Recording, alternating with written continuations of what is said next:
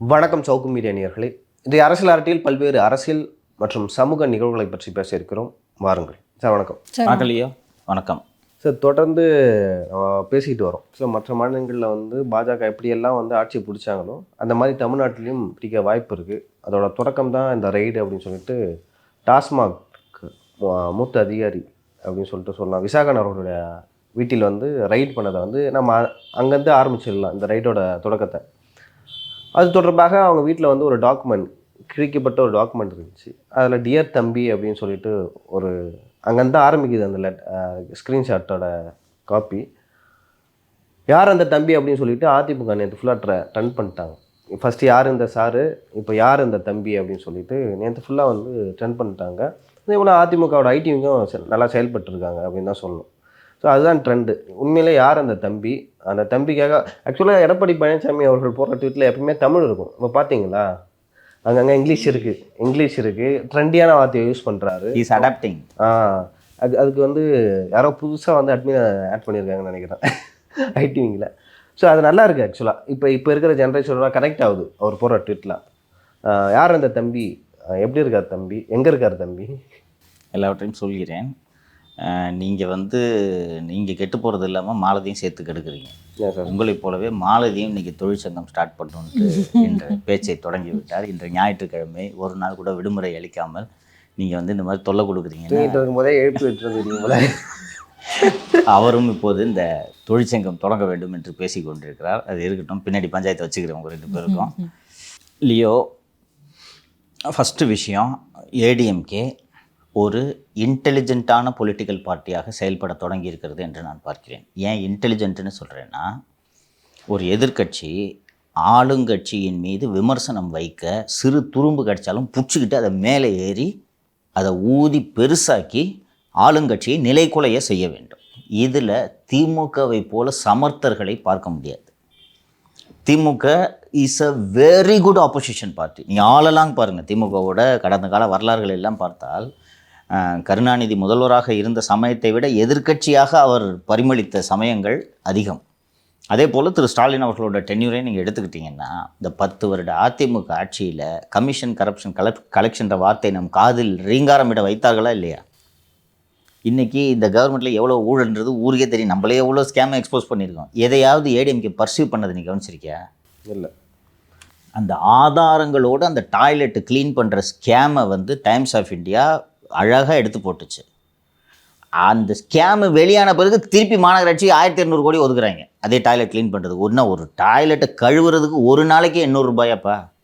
பல பேருக்கு ஒரு நாள் கூலி, ஒரு நாள் முழுக்க உடல் உழைப்பில் ஈடுபடும் தொழிலாளிக்கு 300 400 மேலே கொடுக்கறது இல்லை. ஒரு டாய்லெட் சீட்டை க்ளீன் பண்ண 800 ரூபான்னு கொள்ளையடிச்சிட்டு இருக்காங்க. அதை ஏடிஎம்கே கையில் எடுத்து அதை ஊதி இருக்க வேண்டும். ஊதி இருந்தாங்கன்னா பயந்துருப்பாங்க. முடிந்து போன வேலைகளுக்கு டெண்டர் விட்டது சென்னை மாநகராட்சின்னு அடுத்த ஊழல் வெளியே வந்தது. அதை ஏடிஎம்கே தொடரல.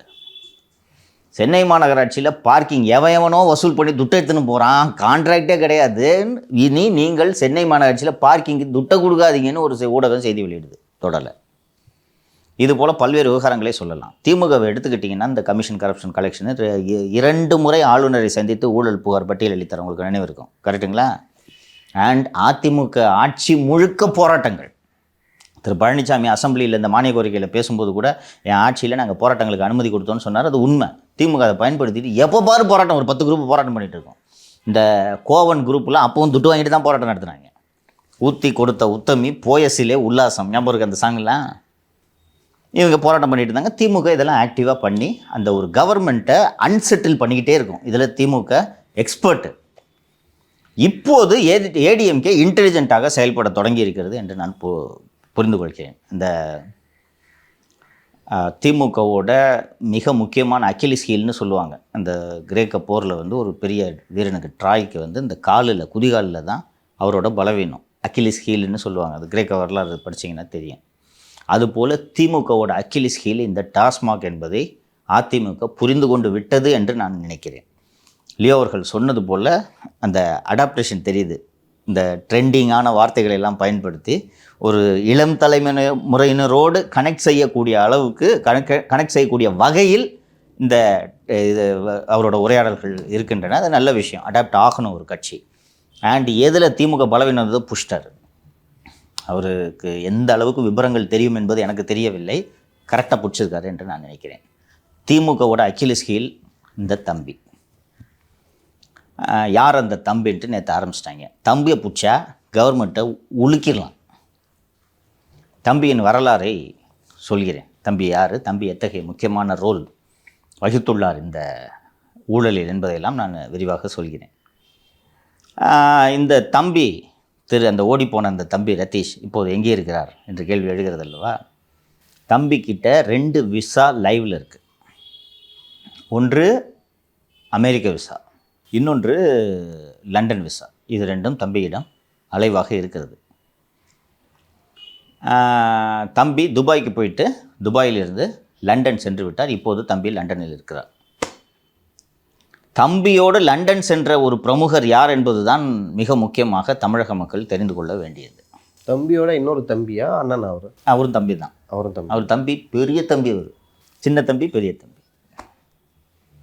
அந்த இன்னொரு தம்பி பாஷ்யம் நிறுவனத்தின் உரிமையாளர் திரு அபினேஷ். துபாயிலிருந்து ரத்தீஷோடு லண்டன் சென்றுள்ளது இந்த பாஷ்யம் அபினேஷ். அவர் பெரிய தொழிலதிபர். அவர் முன்னாடி ஓபிஎஸ் பணத்தை வச்சுருந்தார். அதற்கு பிறகு பல பெரிய அரசியல் பிரமுகர்கள் தங்கள் பணத்தை இந்த மாதிரி ரியல் எஸ்டேட் அதிபர்களிடம் தான் கொடுத்து வைப்பார்கள் என்பது ஊரறிந்த விஷயம்.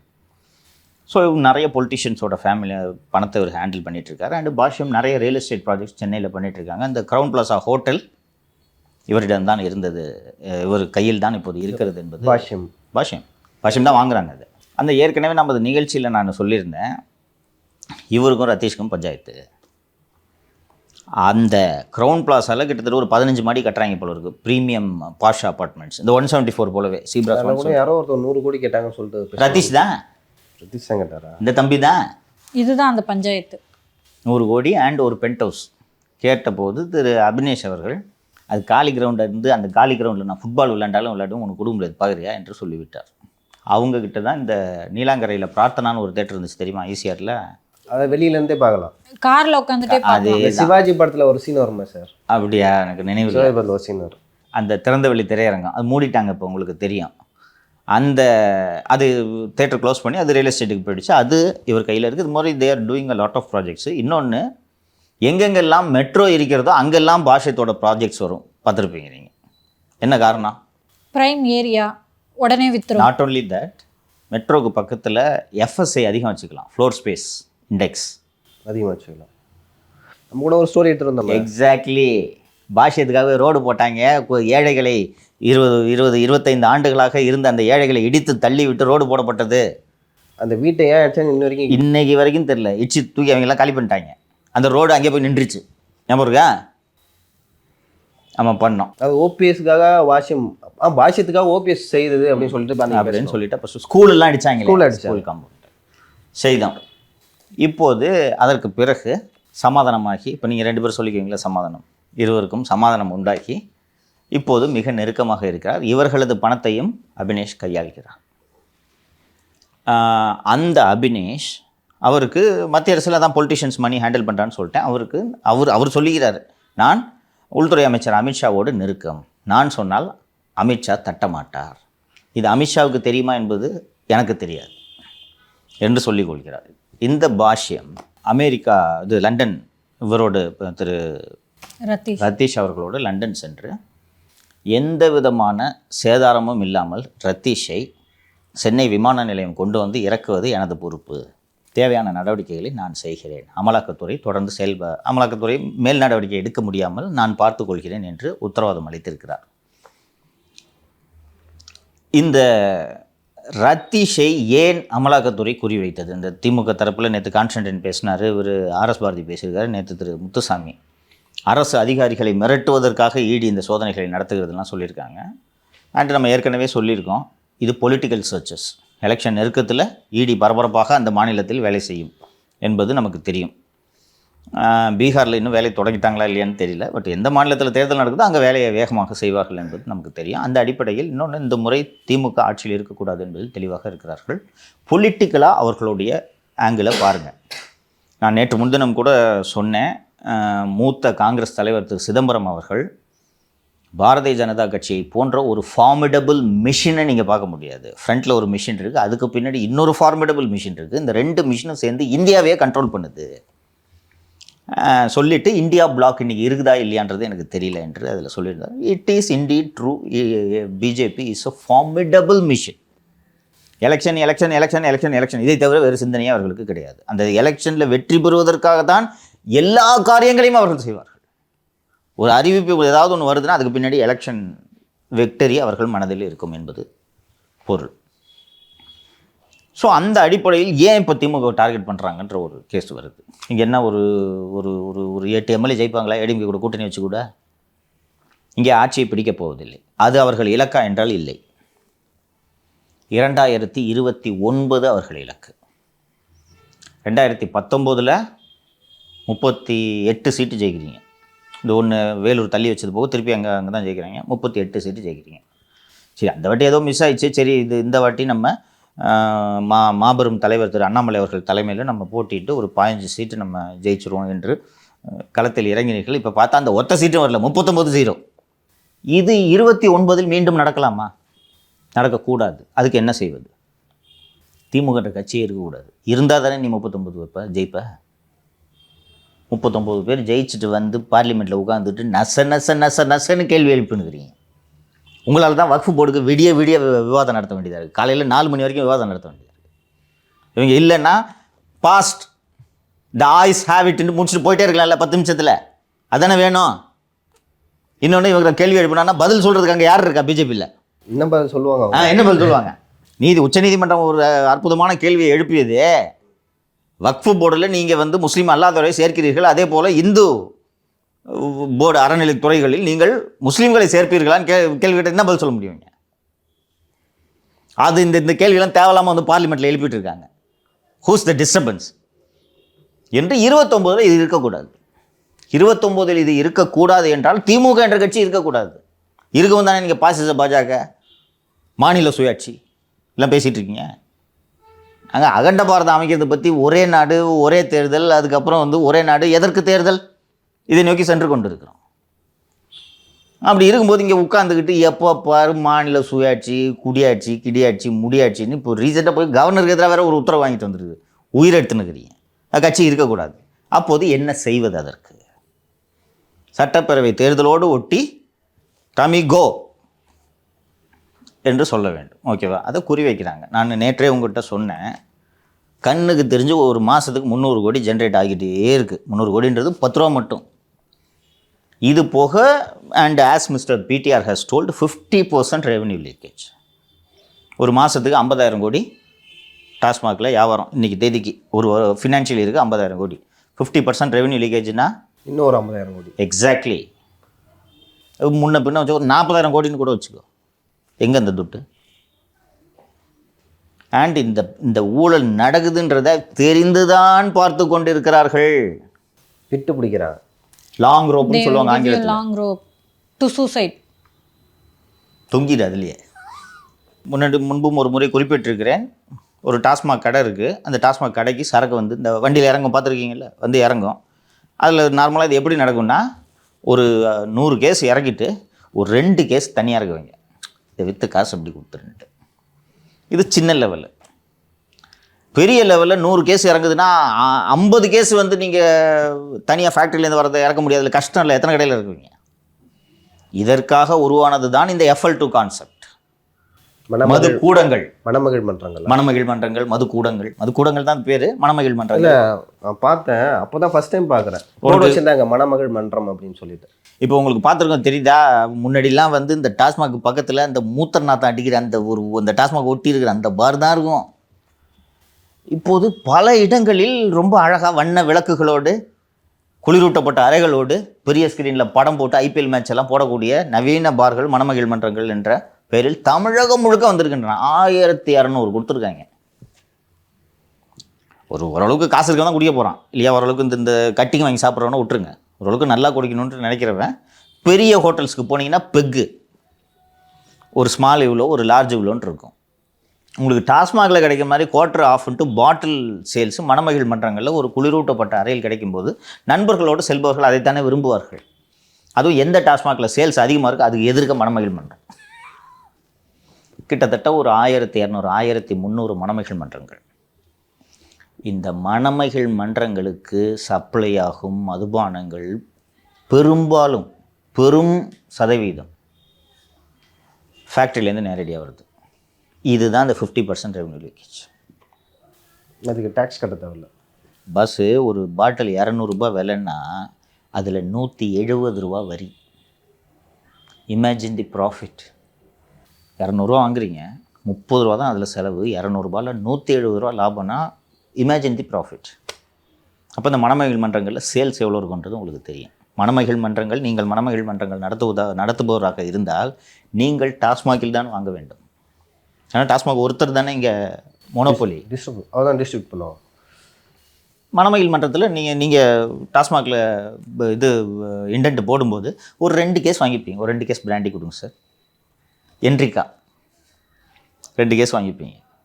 மீதி 82 கேஸ் இங்கே வாங்கிக்கிட்டு 800 கேஸு ஃபேக்ட்ரியிலேருந்து உங்களுக்கு வந்து இறங்கிடும். இன்னொன்று, நீங்கள் மணமகிழ் மன்றத்தை குடிக்க போகும்போது, சார் இது டாஸ்மாக் கோடவுன்லேருந்து வந்துச்சா இல்லை எஸ்என்ஜேலேருந்து நேராக வந்துச்சா என்று கேட்பீர்களா? அதெல்லாம் எனக்கு அனாவசியம். அனாவசியம். இதை தடுப்பதற்கு தான் 2 ஆண்டுகளுக்கு முன்னால் end to end encryption tracking, bottle tracking system வந்துச்சு. இப்போ இன்றைக்கி ஒரு மது பாட்டிலை வாங்கி நீங்கள் அதில் இருக்க QR கோடை நீங்கள் ஸ்கேன் பண்ணிங்கன்னா எங்கேருந்து எங்கெங்கெல்லாம் ட்ராவல் பண்ணி இந்த பாட்டில் இந்த இதுக்கு வந்திருக்கு, எந்த கோடவுன்லேருந்து வந்திருக்குன்றது வரைக்கும் அந்த இதில் டீட்டெயில்ஸ் வந்துடும். இந்த தருணம் வரை அதை செயல்படுத்தலை. நடுவில் ஏதோ செயல்படுத்தினாங்கன்னு சொல்லியிருந்தேன். செயல்படுத்தினாங்கன்னு சந்தோஷமாக சொன்னேன்ல. 31/12/2024 கட் ஆஃப் டேட்டு. எப்படி பண்ணுறாங்கன்னா, அது அது வாங்கினீங்கன்னா ஒவ்வொரு பாட்டிலுக்கும் பில் இஷ்யூ பண்ணும். ஓகேவா? அண்டு இதை இம்ப்ளிமெண்ட் பண்ணும்போது இவர்களே அந்த டாஸ்மாக் ஊழியர்களை வச்சு, சார் இது கஷ்டமாகுது சார், எல்லாம் விற்க முடியாது சார். அதை இம்ப்ளிமெண்ட் பண்ணாங்கன்னா காலி. இந்த மணமகிழ் மன்றங்கள் இந்த தனி சேல்ஸு பண்ண முடியாது. அங்கே போய் அதை ஸ்கேன் பண்ணிங்கனாலும் வரணும்ல. எண்ட் டு எண்ட் ட்ராக்கிங், ஒரு பாட்டில் கூட மிஸ் ஆகாது. அந்த ரெவன்யூ லீக்கேஜ்னு சொன்னால அதை அவாய்ட் பண்ணுறதுக்காக தான் இந்த சாஃப்ட்வேர் போட்டது. ஏதோ ஒரு நிறுவனம் மறந்துட்டேன். இதை போட்டு கிட்டத்தட்ட 3 ஆண்டுகளுக்கு முன்னால் இதோட பணி தொடங்கி விட்டது. இன்றைக்கி இன்னொன்று தந்திலெல்லாம் நியூஸ் பார்த்துருப்பீங்க நீங்கள், ஒரு மாவட்டத்தில் மாதிரி சோதனை செயல்படுத்தப்பட்டது, விரைவில் தமிழகம் முழுக்க இது செயல்படுத்தப்படும் செய்தியெல்லாம் வந்துச்சா? எங்கேயும் பண்ணல. அது பண்ணிட்டீங்கன்னா எப்படி வைப்பீங்க? இப்படி இந்த கேஷு ஜென்ரேட் ஆகுது. இவ்வளவு கேஷையும் கொண்டு போய் எங்கேயாவது வைக்கணும்ல. ஆமாம். இதில் இந்த ஜென்ரேட் ஆன இல்லீகல் கேஷோட வால்யூம் மட்டும் 3000 கோடி என்று சொல்கிறார்கள். இந்த 3000 கோடியையும் கையாண்டது யார்? அந்த தம்பி, லண்டன் தம்பி. இந்த யார் இந்த தம்பியோடு சேர்ந்து இந்த மணி லாண்டரிங் மற்றும் இந்த சட்டவிரோத பணம் பரிமாற்ற விவகாரங்களில் கருப்பை வெள்ளையாக்கும் இந்த பணிகளில் எல்லாம் ஈடுபட்ட ஒரு தொழில் குழுமம் ஒன்று இருக்கிறது. அனில் ஜெயின் என்பவர் தான் அந்த தொழிலதிபர். இந்த அனில் ஜெயின் என்ற தொழிலதிபர் ரிஃபெக்ஸ் குரூப் என்று பல்வேறு நிறுவனங்களை இந்த அனில் ஜெயின் நடத்தி வருகிறார். அவர் கிட்டத்தட்ட ஒரு 10-20 நிறுவனங்களை, கெமிக்கலு, EV வெஹிக்கிள்ஸு, அது இதுன்ட்டு பல்வேறு தொழில் நிறுவனங்களை அவர் நடத்துவதன் காரணமாக மணி லாண்டரிங் ஈஸி. இந்த 3000 கோடி பணம் தங்கமாக மாற்றப்பட்டுள்ளது. எனக்கே ரொம்ப நாள் இது தெரியாது. தங்கம் கடத்தி வந்தவர் விமான நிலையத்தில் பிடிபட்டார்லாம் நியூஸ் வரும்ல. எனக்கு ஆமாம் ஆமாம், நிறைய இந்த பிஸ்கட் ஒழிச்சு வச்சுட்டு வந்தாங்க, இதுக்குள்ளே கோல்டை வச்சுருந்தாங்கன்றதெல்லாம் வருது. எனக்கு உள்ளபடியே எனக்கு ரொம்ப நாள் புரியாத விஷயம் என்னென்னா, அப்போ இங்கே போனால் கோல்டு கிடைக்குது, கேஷும் வாங்குறாங்க சில இடங்களில் இல்லையா? கேஷ் வாங்கினா நீங்கள் கோல்டு வாங்கிக்க முடியும், எதுக்கு இப்படி கட்டின்னு வரானுங்க என்று எனக்கு வியப்பாக இருக்கும். நீங்கள் ஒரு கோடிக்கு இல்லாத 2 கோடிக்கு நீங்கள் போய் இங்கே எங்கேயாவது நாகக்கடையில் ஒரு 50 நாகக்கடையில் அலைஞ்சு நீங்கள் இந்த கோல்டு காயினாவோ பிஸ்கட்டாவோ புல்லியனாவோ வாங்கிட முடியும். 2500 கோடிக்கு புல்லியன் வாங்குறதுனா, இன்னொன்று 2500 கோடிக்கு நீங்கள் கேஷாக கொடுத்து புல்லியன் வாங்குறது. இந்த குருவிஸ் கொண்டு வராங்கல்ல, இந்த மாதிரி தங்கங்கள் தான் இந்த வியாபாரத்துக்கு பயன்படுத்துகிறது. ஓ, அங்கேருந்து வர இப்போ நீங்கள் வரீங்க, சிங்கப்பூர்லேருந்து நீங்கள் வரீங்க, ஒரு 2 கட்டி எடுத்துகிட்டு வரோம். வரும்போது ஒரு 4 கட்டி எடுத்துகிட்டு வந்துடுறீங்க. 4 கட்டி எடுத்துகிட்டு வந்து பர்மா பசாரில் ஒருத்தர் கொடுத்து துட்டை வாங்கிக்கிறீங்க. என்கிட்ட கருப்பு பணம் வச்சுருக்கேன். நான் வாங்கும்போது அந்த பர்மா பசார் வியாபாரிகிட்ட போயிட்டு நான் அதை கொடுத்து புல்லியன் வாங்கி வச்சுக்கேன். புல்லியன்னா என்னது சார்? தங்க கட்டி, பார், பிஸ்கெட், பிஸ்கட்டில் பாரு, பாரா. அண்ட் இந்த அனில் ஜெயின் இந்த மணி லாண்ட்ரிங்கில் குரூஷியல் ரோல் ப்ளே பண்ணியிருக்கான்னு சொல்கிறாங்க. இந்த ரிஃபெக்ஸ் குரூப் என்ற ஒரு குழுமத்தின் தலைவர் தான் இந்த அனில் ஜெயின். இந்த குழுமம் நடத்தும் ஒரு தொழில்களில் ஒன்று eco friendly cab, only EV vehicles. சுற்றுச்சூழலை பாதுகாப்பதற்காக மின்சாரத்தில் இயங்கும் வாகனங்களை மட்டும் நாங்கள் கேபாக பயன்படுத்துகிறோம் என்று இவர்கள் ஒரு 1000 வாகனங்களை ஓட்டி கொண்டிருக்கிறார்கள். இந்த 1000 வாகனமும் ஓட்டுனா அந்த 1000 வாகனமும் உங்களுக்கு இன்கம் கொடுக்கும் இல்லவா? ஆமாம் ஆமாம். உங்களுக்கு ஈவிக்கு டேக்ஸ் எல்லாம் நினைக்கிறேன் பெருசாக. டேக்ஸ் கன்செஷன்லாம் நிறைய இருக்குதுன்னு வச்சுக்கோங்க. ஈகோ ஃப்ரெண்ட்லி கவர்மெண்ட் வந்து இந்த ஈவிக்கு நிறைய கன்செஷன், டேக்ஸ் கன்செஷனை தருது, பொல்யூஷனை கண்ட்ரோல் பண்ணுறோன்ற அடிப்படையில். இப்போ இந்த 1000 வாகனங்கள் ஓடிக்கொண்டே இருக்கிறது. 1000 வாகனம் ஓடுறதன் மூலமாக ஒரு மாதத்துக்கு எவ்வளோ இன்கம் வருது? வாடகை விட்றீங்க, உங்கள்கிட்ட ஒரு கார், ஒரு ஈவி வெஹிக்கிள் இருக்குது, ஒரு மாதத்துக்கு ஒரு வெஹிக்கிளுக்கு வந்து 30,000 50,000 கிடைக்கும் சார். 50,000 ரூபாய் ஒரு வெஹிக்கிளுக்கு. அப்போ 1000 வெஹிக்கிளுக்கு ஒரு 5 கோடின்னு வச்சுக்கோங்க. மாதம் உங்களுக்கு 5 கோடி ரெவன்யூ வந்துட்டு இருக்கா? இப்போது இதெல்லாம் கிராஸ் செக் பண்ணுறதுக்கு இன்கம் டேக்ஸ் அண்ட் அதர் ஏஜென்சிஸ்க்கு ப்ரொவிஷன் இருக்குது. இப்போ நான் வந்து சார் உனக்கு ஏதுப்பா பேங்க்கில் 2 லட்ச ரூபாய் இருக்குதுன்னு கேட்டால், சார் நான் ஒரு 2 கார் வச்சுருக்கேன், வாடகை விட்டேன், மாதம் பூரா ஓடிச்சு, அதில் இது வச்சுருக்கேன் அப்படின்னா, சரிப்பா 2 லட்ச ரூபா நீ இந்த கார் ஓட்டி சம்பாரிச்ச, இந்த காருக்கு போய்ட்டு டீசல் போட்டிருப்பல்ல, அது எங்கே டீசல் பில்லை கொடு என்று கேட்போம். ஈவி வெஹிக்கிளில் என்ன கேட்க முடியும்? நீங்கள் கேட்க முடியாது. பேட்ரி சார்ஜ் போட்டேன் சார், அது எங்கே வேணாலும் போட்டுப்பேன் சார். மணி லாண்டரிங் தெரியுதா? இந்த டாஸ்மாக் பணத்தில் பெரும்பகுதி, நான் சொல்கிறது 3000 கோடி, பெரும் பகுதி இந்த அனில் ஜெயின், அபினேஷ் மற்றும் ரத்தீஷ். அண்ட் இந்த ரத்தீஷை ஏன் வந்து அமலாக்கத்துறை சும்மா குறி வைக்கல? இது 3000 கோடி இதில் ஊழல் நடந்திருக்குன்றது அப்பட்டமாக தெரிகிறது. அப்போ இதன் மூளையாக செயல்பட்டவரை எப்படி வந்து அமலாக்கத்துறை சும்மா விடும்? பிடிச்சா மாட்டிக்குவார் அவர். ஏன்னா திரு விசாகன் அவர்களோடு வாட்ஸ்அப்பில் சேட் செய்ததெல்லாம் இந்த தம்பி தான். துணை முதல்வருக்கு இவர் இணை முதல்வரா என்று அதிமுக கேள்வி எழுப்பியிருந்ததா? ஆமாம். அப்போ அந்த இணை முதல்வர் கொஸ்டின் பண்ணால் ஃபஸ்ட்டு நீங்கள் யார் சார்? நான் ஒரு தம்பி. எல்லோரும் தான் என் தம்பி. நீங்கள் எதுக்கு ஒரு டாஸ்மாகோட மேனேஜிங் டைரக்டருக்கு, ஒரு ஐஏஎஸ் ஆஃபீஸருக்கு நீங்கள் எதுக்கு மெசேஜ் அனுப்புறீங்க? அதுவும் என்ட்ரிக்காவே வேண்டும் என்று நீங்கள் ஏன் மெசேஜ் அனுப்புறீங்க? என்ட்ரிக்கா யாரோட பிராண்ட் சார் அது? இந்த குழுமம், அந்த நடத்தின குழுமம் எனக்கு நினைவில்லை. நான் அது இப்போ ரிசர்ச் திமுக சார்பாக துட்டு கூட்டா எல்லாம் திமுக எல்லாம் ஒன்று தான். ஏன் நீ வேறு கட்சிக்காரன் சம்பாதிக்கும் தானே பார்ப்பாங்க. யார்? இப்போ ரத்தீஷா கூட திமுக ஆட்சியிலேயே அதிமுக காரங்க சம்பாதிக்கலையா?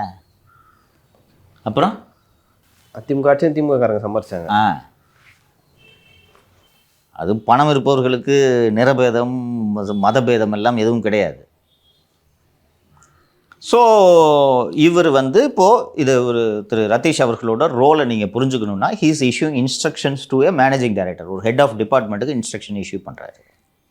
அப்போ இவரோட செல்வாக்கு ஏன்? அவருக்கு அந்த செல்வாக்கு எங்கிருந்து அவருக்கு இந்த பவர் வருது? விசாகன், நான் கூட தான் விசாகன் டெக்ஸ்ட் பண்ணியிருக்கேன், சார் சாஃப்ட்வேர் என்ன ஸ்டேஜில் இருக்குன்னு மெசேஜ் அனுப்பிச்சிருக்கேன். என்கிட்ட டியர் தம்பின்னு எனக்கு மெசேஜ் அனுப்பிச்சிருக்காரு.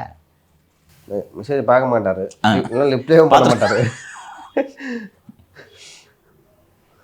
தேங்க்யூ மட்டும் அனுப்பிச்சிருக்காரு எனக்கு ரிப்ளை. நான் சொல்கிறது 3 வருஷம் அந்த சாஃப்ட்வேர் ஆரம்பித்த சமயத்தில், சார் நல்லா பண்ணுங்கள், சண்டிகரில் நல்லா ஒரு சாஃப்ட்வேர் மாடல் இருக்குது, ஏபியில் ஒரு சாஃப்ட்வேர் மாடல் இருக்குது, ப்ரில்லியன்ட்லி பஞ்சாபில் ஒரு சாஃப்ட்வேர் மாடல் இருக்குது, அங்கே அந்த மது இதை டீல் பண்ணுறது ப்ரில்லியண்ட்டான சாஃப்ட்வேர், அதே மாடலில் டெவலப் பண்ணுங்க, இவரை பற்றி தெரியாமல் நான் சார் இது பண்ணுங்க என்னன்னு. Sir thanks. பாவம், இதெல்லாம் நடக்க தெரியும், அப்புறம் அனே மெசேஜ் பண்ணிக்கிறீங்க. எனக்கு ஆசைப்பா. அவர் யோசிச்சிருப்பாரு, நாங்கள் என்னென்ன பிளான் போட்டு வச்சிருக்கோம். பிளான் போட்டிருக்கீங்க, இவர் சாஃப்ட்வேர் கொண்டு வரேன். அவங்களுக்கு என்னென்னா ஒரு சாஃப்ட்வேர் இவர் இம்ப்ளிமெண்ட் பண்ணலன்னு ஏதாவது சேனல்களில் பேசிட்டு போகிறேன்னு சொல்லிட்டு சரி ஒரு பதிலை போட்டு வைப்பான். நல்ல மனுஷன்தான், எல்லாரும் ஒரு நல்ல மனுஷன் தான் சொல்கிறாங்க. நீ தம்பிக்கு பதில் சொல்லுங்கிற, ஒரு ஆஃபீஸர் தானே, நீ யாருப்பான்னு கேட்க வேணாம். அவர் ஏன் அந்த பதிலை சொன்னார்? உங்களுக்கு அதிமுக இந்த கேள்வி எழுப்பிருந்துச்சுல, அவருக்கு யார் பதில் சொல்றாங்களோ அங்க அவங்க தான் ஆபீசரா இருக்க முடியும். ஆமாம், இவர் வேற எங்கேயாவது தண்ணிலாம் காட்டுக்கு மாற்றப்பட்டிருப்பார். அது ரைட்டு. ஏன் அவர் பதில் சொல்கிறார்? ரத்தீஷ் என்ற நபர் டெக்ஸ்ட் பண்றாருன்னா எதற்காக பதில் சொல்ல வேண்டும்? உதயநிதியோடைய எக்ஸாக்ட்லி. அப்போ உதயநிதிக்காக அவர் பேசுகிறார். அவர் பேசும் வார்த்தைகள் உதயநிதியின் வார்த்தைகள். ரத்தீஷ் உதயநிதி கூட இல்லைன்னா விசாரணை பதில் சொல்லுவார? உதயநிதியின் வார்த்தைகள். உதயநிதியின் குரலாகத்தான் ரதீஷ் பேசிக் கொண்டிருக்கிறார். உதயநிதியின் உத்தரவுகளை ரதீஷ் நிறைவேற்றி இருக்கிறார். அப்படித்தானே பார்க்க முடியும். இல்லைன்னா ஹூ இஸ் ரதீஷ்? நீங்கள் ஒரு லியோ அனுப்புகிறாரு, சார் இது என்ட்ரிகா நல்லாவே இல்லை. நீங்கள் ஓல்டு மங்கு தான் அந்த காலத்துலேயே பெஸ்ட்டு, ஓல்டு மங்கு வாங்குங்கன்னு விசாகனுக்கு நீங்கள் மெசேஜ் அனுப்பிச்சிருந்தா என்னப்பா பதில் போட்டுப்பாரு? யாரா நீ குடியார போயிலன்னு பதில் அனுப்புவார். கரெக்டா? ஓல்டு மங்கு குடிச்சா கம்முன்னு கடை, என்ன வந்து ஓல்டு மங்கு ப்ரொக்யூர் பண்ணுன்னு சொல்லிட்டு இருக்கிற ராஸ்கல். ஸோ அப்போ அவர் ரெஸ்பாண்டு பண்ணிவிட்டு பார் இந்த ஏலம் விடுவது தொடர்பாக இந்த ப்ரொக்யூர்மெண்ட்டு அது something home secretary and finance secretary are closely மானிட்டரிங்னு இதெல்லாம் அவருக்கு ரிப்போர்ட் பண்ணுறாருன்னா உதயநிதியின் பிரதிநிதி என்பதால் அவர் இதை ரிப்போர்ட் செய்திருக்கிறார். இப்போது இன்னொரு நாம் தெரிந்து கொள்ள வேண்டியது, உதயநிதி இவர் திரு ரதீஷ் டாஸ்மாக் எம்டிக்கு இப்படி உத்தரவுகளை பிறப்பித்திருக்கிறார் என்றால் மற்ற துறைகளுக்கு உத்தரவு பிறப்பித்திருப்பாரா மாட்டாரா? உதயநிதியோட ஐஸ் அண்ட் இயர்ஸ் தான் ரதீஷ்ன்றது அதிகார மையத்தில் உள்ள எல்லோருக்கும் தெரியும். மற்றவர்கள் இது தெரிஞ்சிருக்குமா தெரிஞ்சிருக்காது? கண்டிப்பாக தெரிஞ்சிருக்கும் சார். ஈடியிலேருந்து எஸ்கேப் ஆகிட்டே வந்தார், மாட்டிக்கிட்டார். இன்றைக்கி நாம தான் அந்த ஸ்டோரியை பிரேக் பண்ணோம், பேசணும். வேறு எந்த ஊடகமும் அதை கையில் எடுக்கவில்லை. ஓஷியன் லைஃப் ஸ்பேசஸ் ஞாபகம் இருக்கா? ஆமாம். பீட்டர் அதுக்கும் இதுக்கும் என்ன தொடர்பு? வரேம்மா. அவங்க தான் சமாதானம் ஆயிட்டாங்கல்ல. சென்னை மாநகர ஆணையருக்கு உத்தரவு பிறப்பித்து பீட்டரை 24 மணி நேரம் சட்டவிரோத கஸ்டடியில் வைக்க உத்தரவிட்ட தம்பியும் இந்த தம்பி தான். சென்னை மாநகர காவலே தம்பியின் கீழே இருக்குது. எக்ஸாக்ட்லி. ஏப்பா உதயநிதியோட குரல் பாரு. இன்னும் வரேன், பல ஐட்டங்கள் இருக்குது, வரேன். இவர் ஒரு டெக்ஸ்ட் பண்ணுறாரு, சார் இது மாதிரி பண்ணணுன்னு. யாரா நீ கேட்டுருவாங்களா யாராவது? யாருன்ற தெரியுமா தெரியாதா? விசாகன் ஃபோனில் இதெல்லாம் இருந்துச்சுல்ல, தம்பி ஃபோனில் இதெல்லாம் இருக்காது. தம்பி பயன்படுத்தும் எண் லண்டன் எண். 10 நாட்களுக்கு புதிய எண்ணை மாற்றுவார். லண்டன்லேருந்து 44ன்னு ஸ்டார்ட் பண்ணுற மொபைல் நம்பரை வாங்கிட்டு வந்து நமக்கு கோடு 91னா 44 சிம் வாங்கிட்டு வந்து 10 நாளைக்கு ஒரு சிம் மாற்றிட்டு இருப்பார். சிம்மே இருக்காது, அதில் நம்பரை போட்டு ஆக்டிவேட் பண்ணிட்டு சிம்மை தூக்கி போட்டுருவாங்க. அதான் sir, we are always under சர்வேலன்ஸ்னு அவருக்கு தெரிஞ்சிருக்கும். ப்ளஸ் இப்போ நீங்கள் சொல்வதன் மூலமாக உஷாராக இருந்திருக்காருன்னு புரிஞ்சிக்க முடியுது, ட்ராக் பண்ண முடியாத அளவுக்கு. அப்போ இங்கேருந்து ஓடி போக வேண்டிய தேவை என்ன இருக்குது? நின்று அதை சமாளிச்சிருக்கலாம் இல்லையா? நீங்கள் வாழ்க்கையில் இது போன்ற பிரச்சனைகள் எல்லாம் வராது என்று உங்கள் மனதில் எண்ணம் இருந்தது. இவ்வளவு அதிகாரிகள் நம்மகிட்ட கைகட்டி சேவகம் செய்கிறார்கள். இங்கே ஒரு சாதாரண நபர், ஒரு ஐஜி அந்தஸ்தில் உள்ள அதிகாரி போல வளைந்து நமக்கு சேவகம் செய்கிறார். அப்போ இந்த 10 நாளைக்கு ஒரு தடவை நம்பர்ஸ் மாத்துறதெல்லாம் வந்து ஏதோ தொலைநோக்கு காஷன் ஓகேங்களா? அப்போ எல்லாத்தையுமே பிளான் பண்ணி தான் பண்ணியிருப்பாங்க. இருந்து பதில் சொல்லியிருக்க முடியும்லன்னு நான் கேட்குறேன். நீங்கள் பதில் சொல்லுவீங்க, எனக்கு எதுக்கும் தெரியாதுண்ணே. விசாகன் சொல்லுவார்ல, சார் இந்த தம்பி தான் சார். விசாகன் ஃபோனில் இருக்கிற சேட்டு. இன்னொரு விஷயம் கூடுதலாக சொல்கிறேன், பிரேக்கிங். எல்லாவற்றையும் விசாகன் வாக்குமூலமாக கொடுத்து விட்டார். நேற்று கேட்டாங்க மாலதி, ஒய்ஃப் எதுக்கு சார் கொண்டு போகிறான்னு. இதுக்கு தான் 2 நாளில் வாக்குமூலம் கொடுத்துட்டாராங்க சார். ஒரு 4 நாள் கூட தாக்கு பிடிக்கலையான்னு கேட்குறேன். எதுக்குமா தாக்கு பிடிக்குன்னா ஜெயிலுக்கு போகிறதுக்கா? வாக்குமூலம் கொடுக்கலாம். நேற்று நைட் ரிமாண்ட் தெரியுமா? வீட்டுக்கு போயிருக்க மாட்டார். இதை சொன்னாங்க இடி சொல்லி தான். அப்புறம் எப்படி தான் விசாரிப்பாங்க ஒன்று? இடி அடிக்கலாம் மாட்டாங்க, இந்த நம்ம போலீஸை போல் அடிக்கிறது, இந்த கையை உடைக்கிறது, பாத்ரூமில் வழுக்கி விழுவது எல்லாம் இடி செய்யாது. You can always put pressure on a human being. We are going to arrest you and produce you before a magistrate now. என்ன சொல்கிறீங்கன்னு கேட்டால் என்ன சொல்லுவார் விசாகன்? இன்னொன்று, இந்த சேட்டு நம்ம அந்த பார்த்த அந்த டியர் தம்பி இதை காட்டுவாங்க. இந்தப்பா நீங்களே சொல்கிறீங்களா சேட்டர் இருக்குது, இதை தாண்டி என்ன இதுக்கு என்னென்ன எக்ஸ்பிளைன் பண்ணுது? உங்கள் ஃபோன் தானே, எதுவும் அதில் மாற்றம் இருக்கா? உங்கள் ஃபோனில் தானே டம்ப் எடுத்தோம். யார் இந்த டியர் தம்பி சொல்லுங்கள், என்ன சொல்லுவீங்க நீங்கள்? சொல்லி தான். அப்புறம் இவர் ஐஏஎஸ் ஆஃபீஸரு, சார் என் ஃபோனை வேறு யாரோ யூஸ் பண்ணிட்டுருந்தாங்க சொல்ல முடியுமா? கடந்த 2 ஆண்டுகளாக பலமுறை சின்னவர் வெளிநாடு சென்றார், நினைவிருக்கிறதா? நாம் கூட பிரேக் பண்ணோம். குடியரசுத் தலைவர் திருமதி திரௌபதி முர்மு அவர்கள் தாய்லாந்து போயிட்டு வந்தாங்க, ஞாபகம் இருக்கா? லாஸ்ட் எங்க போக விட்டீங்க? சரி விடுங்க. உங்களுக்கு குடியரசுத் தலைவருடைய தேர்தல் முக்கியம் இல்லையா அப்படின்னு சொன்னோன்னே அடிச்சு பிடிச்சி ஓடி வந்து ஸ்பெஷல் ஃப்ளைட்டு ஓட்டு போட்டாரு, ஞாபகம் இருக்கா? கடந்த 2 ஆண்டுகளாக உதயநிதி மேற்கொண்ட வெளிநாடு பயணங்கள் அத்தனையிலும் உடனிருந்தது இந்த தம்பி. So he will issue instructions to IAS officers, IPS officers, and he literally ran the administration. இவர்களுக்கும் இந்த அறுவர் குழுவுக்கும் தான் பிரச்சனையே. ஸோ இந்த தம்பிக்கு விசாகனை போன்ற அதிகாரிகள் எல்லா இடங்களிலும் வர வேண்டும். உதயச்சந்திரனுக்கு விசாகனை போட்டோன்னா விசாகன் தம்பிக்கு ரிப்போர்ட் பண்ணுவார், நமக்கு லாயிலாக இருக்க மாட்டார். சார் அந்த இடத்துல விசாகனை போடக்கூடாது, இவரால் போடுவாருங்க. விசாகன்ட்டு வேறு யாராக இருந்தாலும் அதை பண்ணியிருப்பாங்க. இவருக்கு லாயலாக இவருக்கு ரிப்போர்ட் பண்ணுறா, இல்லை தம்பி நான் இதை செய்ய முடியாது அப்படின்னு சொல்கிற மாதிரி ஆளாக போட்டு இவர் கட்டை கொடுப்பார். இப்படித்தான் 4 ஆண்டுகளாக இந்த அரசாங்கம் போய் கொண்டிருக்கிறது. கடந்த ஆண்டு சரியாக சொல்கிறேன், ஜூன் மாதம் திரு உதயநிதி நார்வே சுற்றுப்பயணம் சென்றார். அப்போது திரு ரத்தீஷ் உதயநிதியோடு நார்வே சென்றார். இவர்கள் நார்வே சென்று சுற்றுப்பயணத்தை எல்லாம் முடித்துவிட்டு சென்னை வந்ததும் அதே அடுத்த 2 நாட்களில் அதே நார்வேக்கு சென்றது அப்போது சட்டம் ஒழுங்கு டிஜிபியாக, கூடுதல் டிஜிபியாக இருந்த திரு அருண். இவர்களை யார் வரவேற்று அங்கே உபசரித்தார்களோ அதே நபர் அருணையும் வரவேற்று உபசரித்திருக்கிறார். இவங்க தான் சொல்கிறாங்க, நம்மளால் இருக்காங்க போ. ஒவ்வொரு வாட்ஸ்அப்பு அருணுக்கு ஹீல் இஷ்யூ இன்ஸ்ட்ரக்ஷன்ஸ், இவனை தூக்கு, இவனை ரிலீஸ் பண்ணுறது கிடையாது, தூக்கு தான். என்னுடைய ஆடியோ உரையாடல், என்னோட குரல் பதிவுகள் திருச்சியில் நான் கஸ்டடியில் இருந்தபோது வெளியில் வரல, பப்ளிக்கு கன்சம்ஷனுக்கு வரல. பட் ஆஃபீஸர்ஸ் லெவலில் நிறைய பேருக்கு இந்த ஆடியோ இன்ட்ராகேஷன் நடக்குது. என்ன 4 நாள் கஸ்டடியில் வச்சு அந்த தேனியில் துப்பாக்கி கட்டி மிரட்டி ஃபோனெல்லாம் ஓப்பன் பண்ணிட்டாங்க. அதுக்கப்புறம் கரூர் கேஸில் 4 நாள் கஸ்டடி எடுத்து என்னை வருண் விசாரிக்கிறார். அதான் சொன்னேன், அதுக்கப்புறம் தம்மடிச்சிட்டு 2 பேரும் ஒன்றா தான் ஜாலியாக தான் பேசிகிட்டு இருந்தோம். அப்போது வருண் கேட்கிறார், நீங்கள் ஒரு சின்னவரோட பர்சனல் மேட்டர்லாம் பேசுனீங்களே, அது கரெக்டா அப்படின்னோடனே, சார் பப்ளிக் இன்ட்ரெஸ்ட்டில் இருக்கிற மேட்டர் தான் நான் பேசுகிறேன், நான் ஒன்றும் பர்சனல் மேட்டர்லாம் நான் பேசுகிறதில்ல.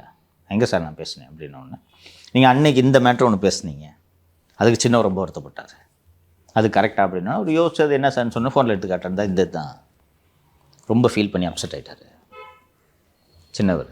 இது கரெக்டானா, இல்லை சார் நான் அது பேசியிருக்க வேணாம் சார் அப்படின்னு சொன்னேன். இதெல்லாம் ரெக்கார்ட் ஆகிட்டுருக்கு.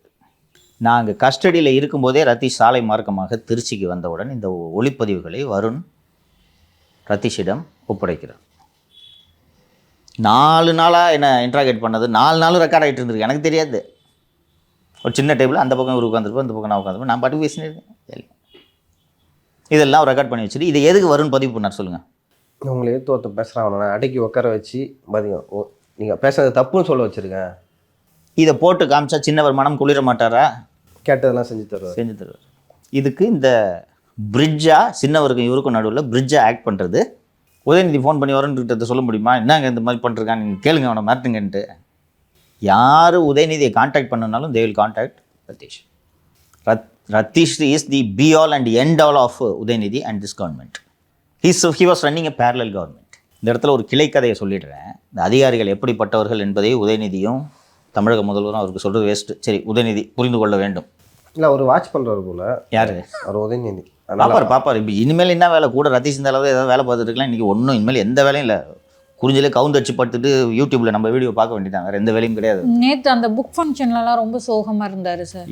இனி முழுக்க சோகம்தான். எப்பவுமே ஒரு புன் சிரிப்போட பேசுவார், நேற்றுலாம் ஒரே சோகம். இனி புன் சிரிப்பு கிடையாது, புண் மட்டும்தான். புண் இல்லை, புன்னகைக்கான சிரிப்பு இல்லை, புண், விழுப்புண் வருதுல்ல, அந்த புண். அவங்க கடந்து வருவாங்க சார். இதெல்லாம் கட்சியாக இருக்காதுன்றேன், கடந்து வருவாங்க, கிடந்து வருவாங்கன்ட்டு. இருங்க வர்றேன். அவங்க பார்க்காதது ஒன்றும் இல்லைல்ல. இது பார்க்காதது. They have not seen Tommy. Tommy is very angry. Go and ask Kamarthi Party.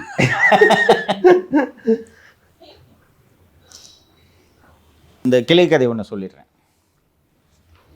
2 மாதங்களுக்கு முன்பு அதிமுகவை சேர்ந்த 2 முக்கிய தலைவர்கள் சொல்லாமல் கொள்ளாமல் திடீர்னு வருணை கூட்டிகிட்டு எடப்பாடி பார்க்க போயிட்டாங்க.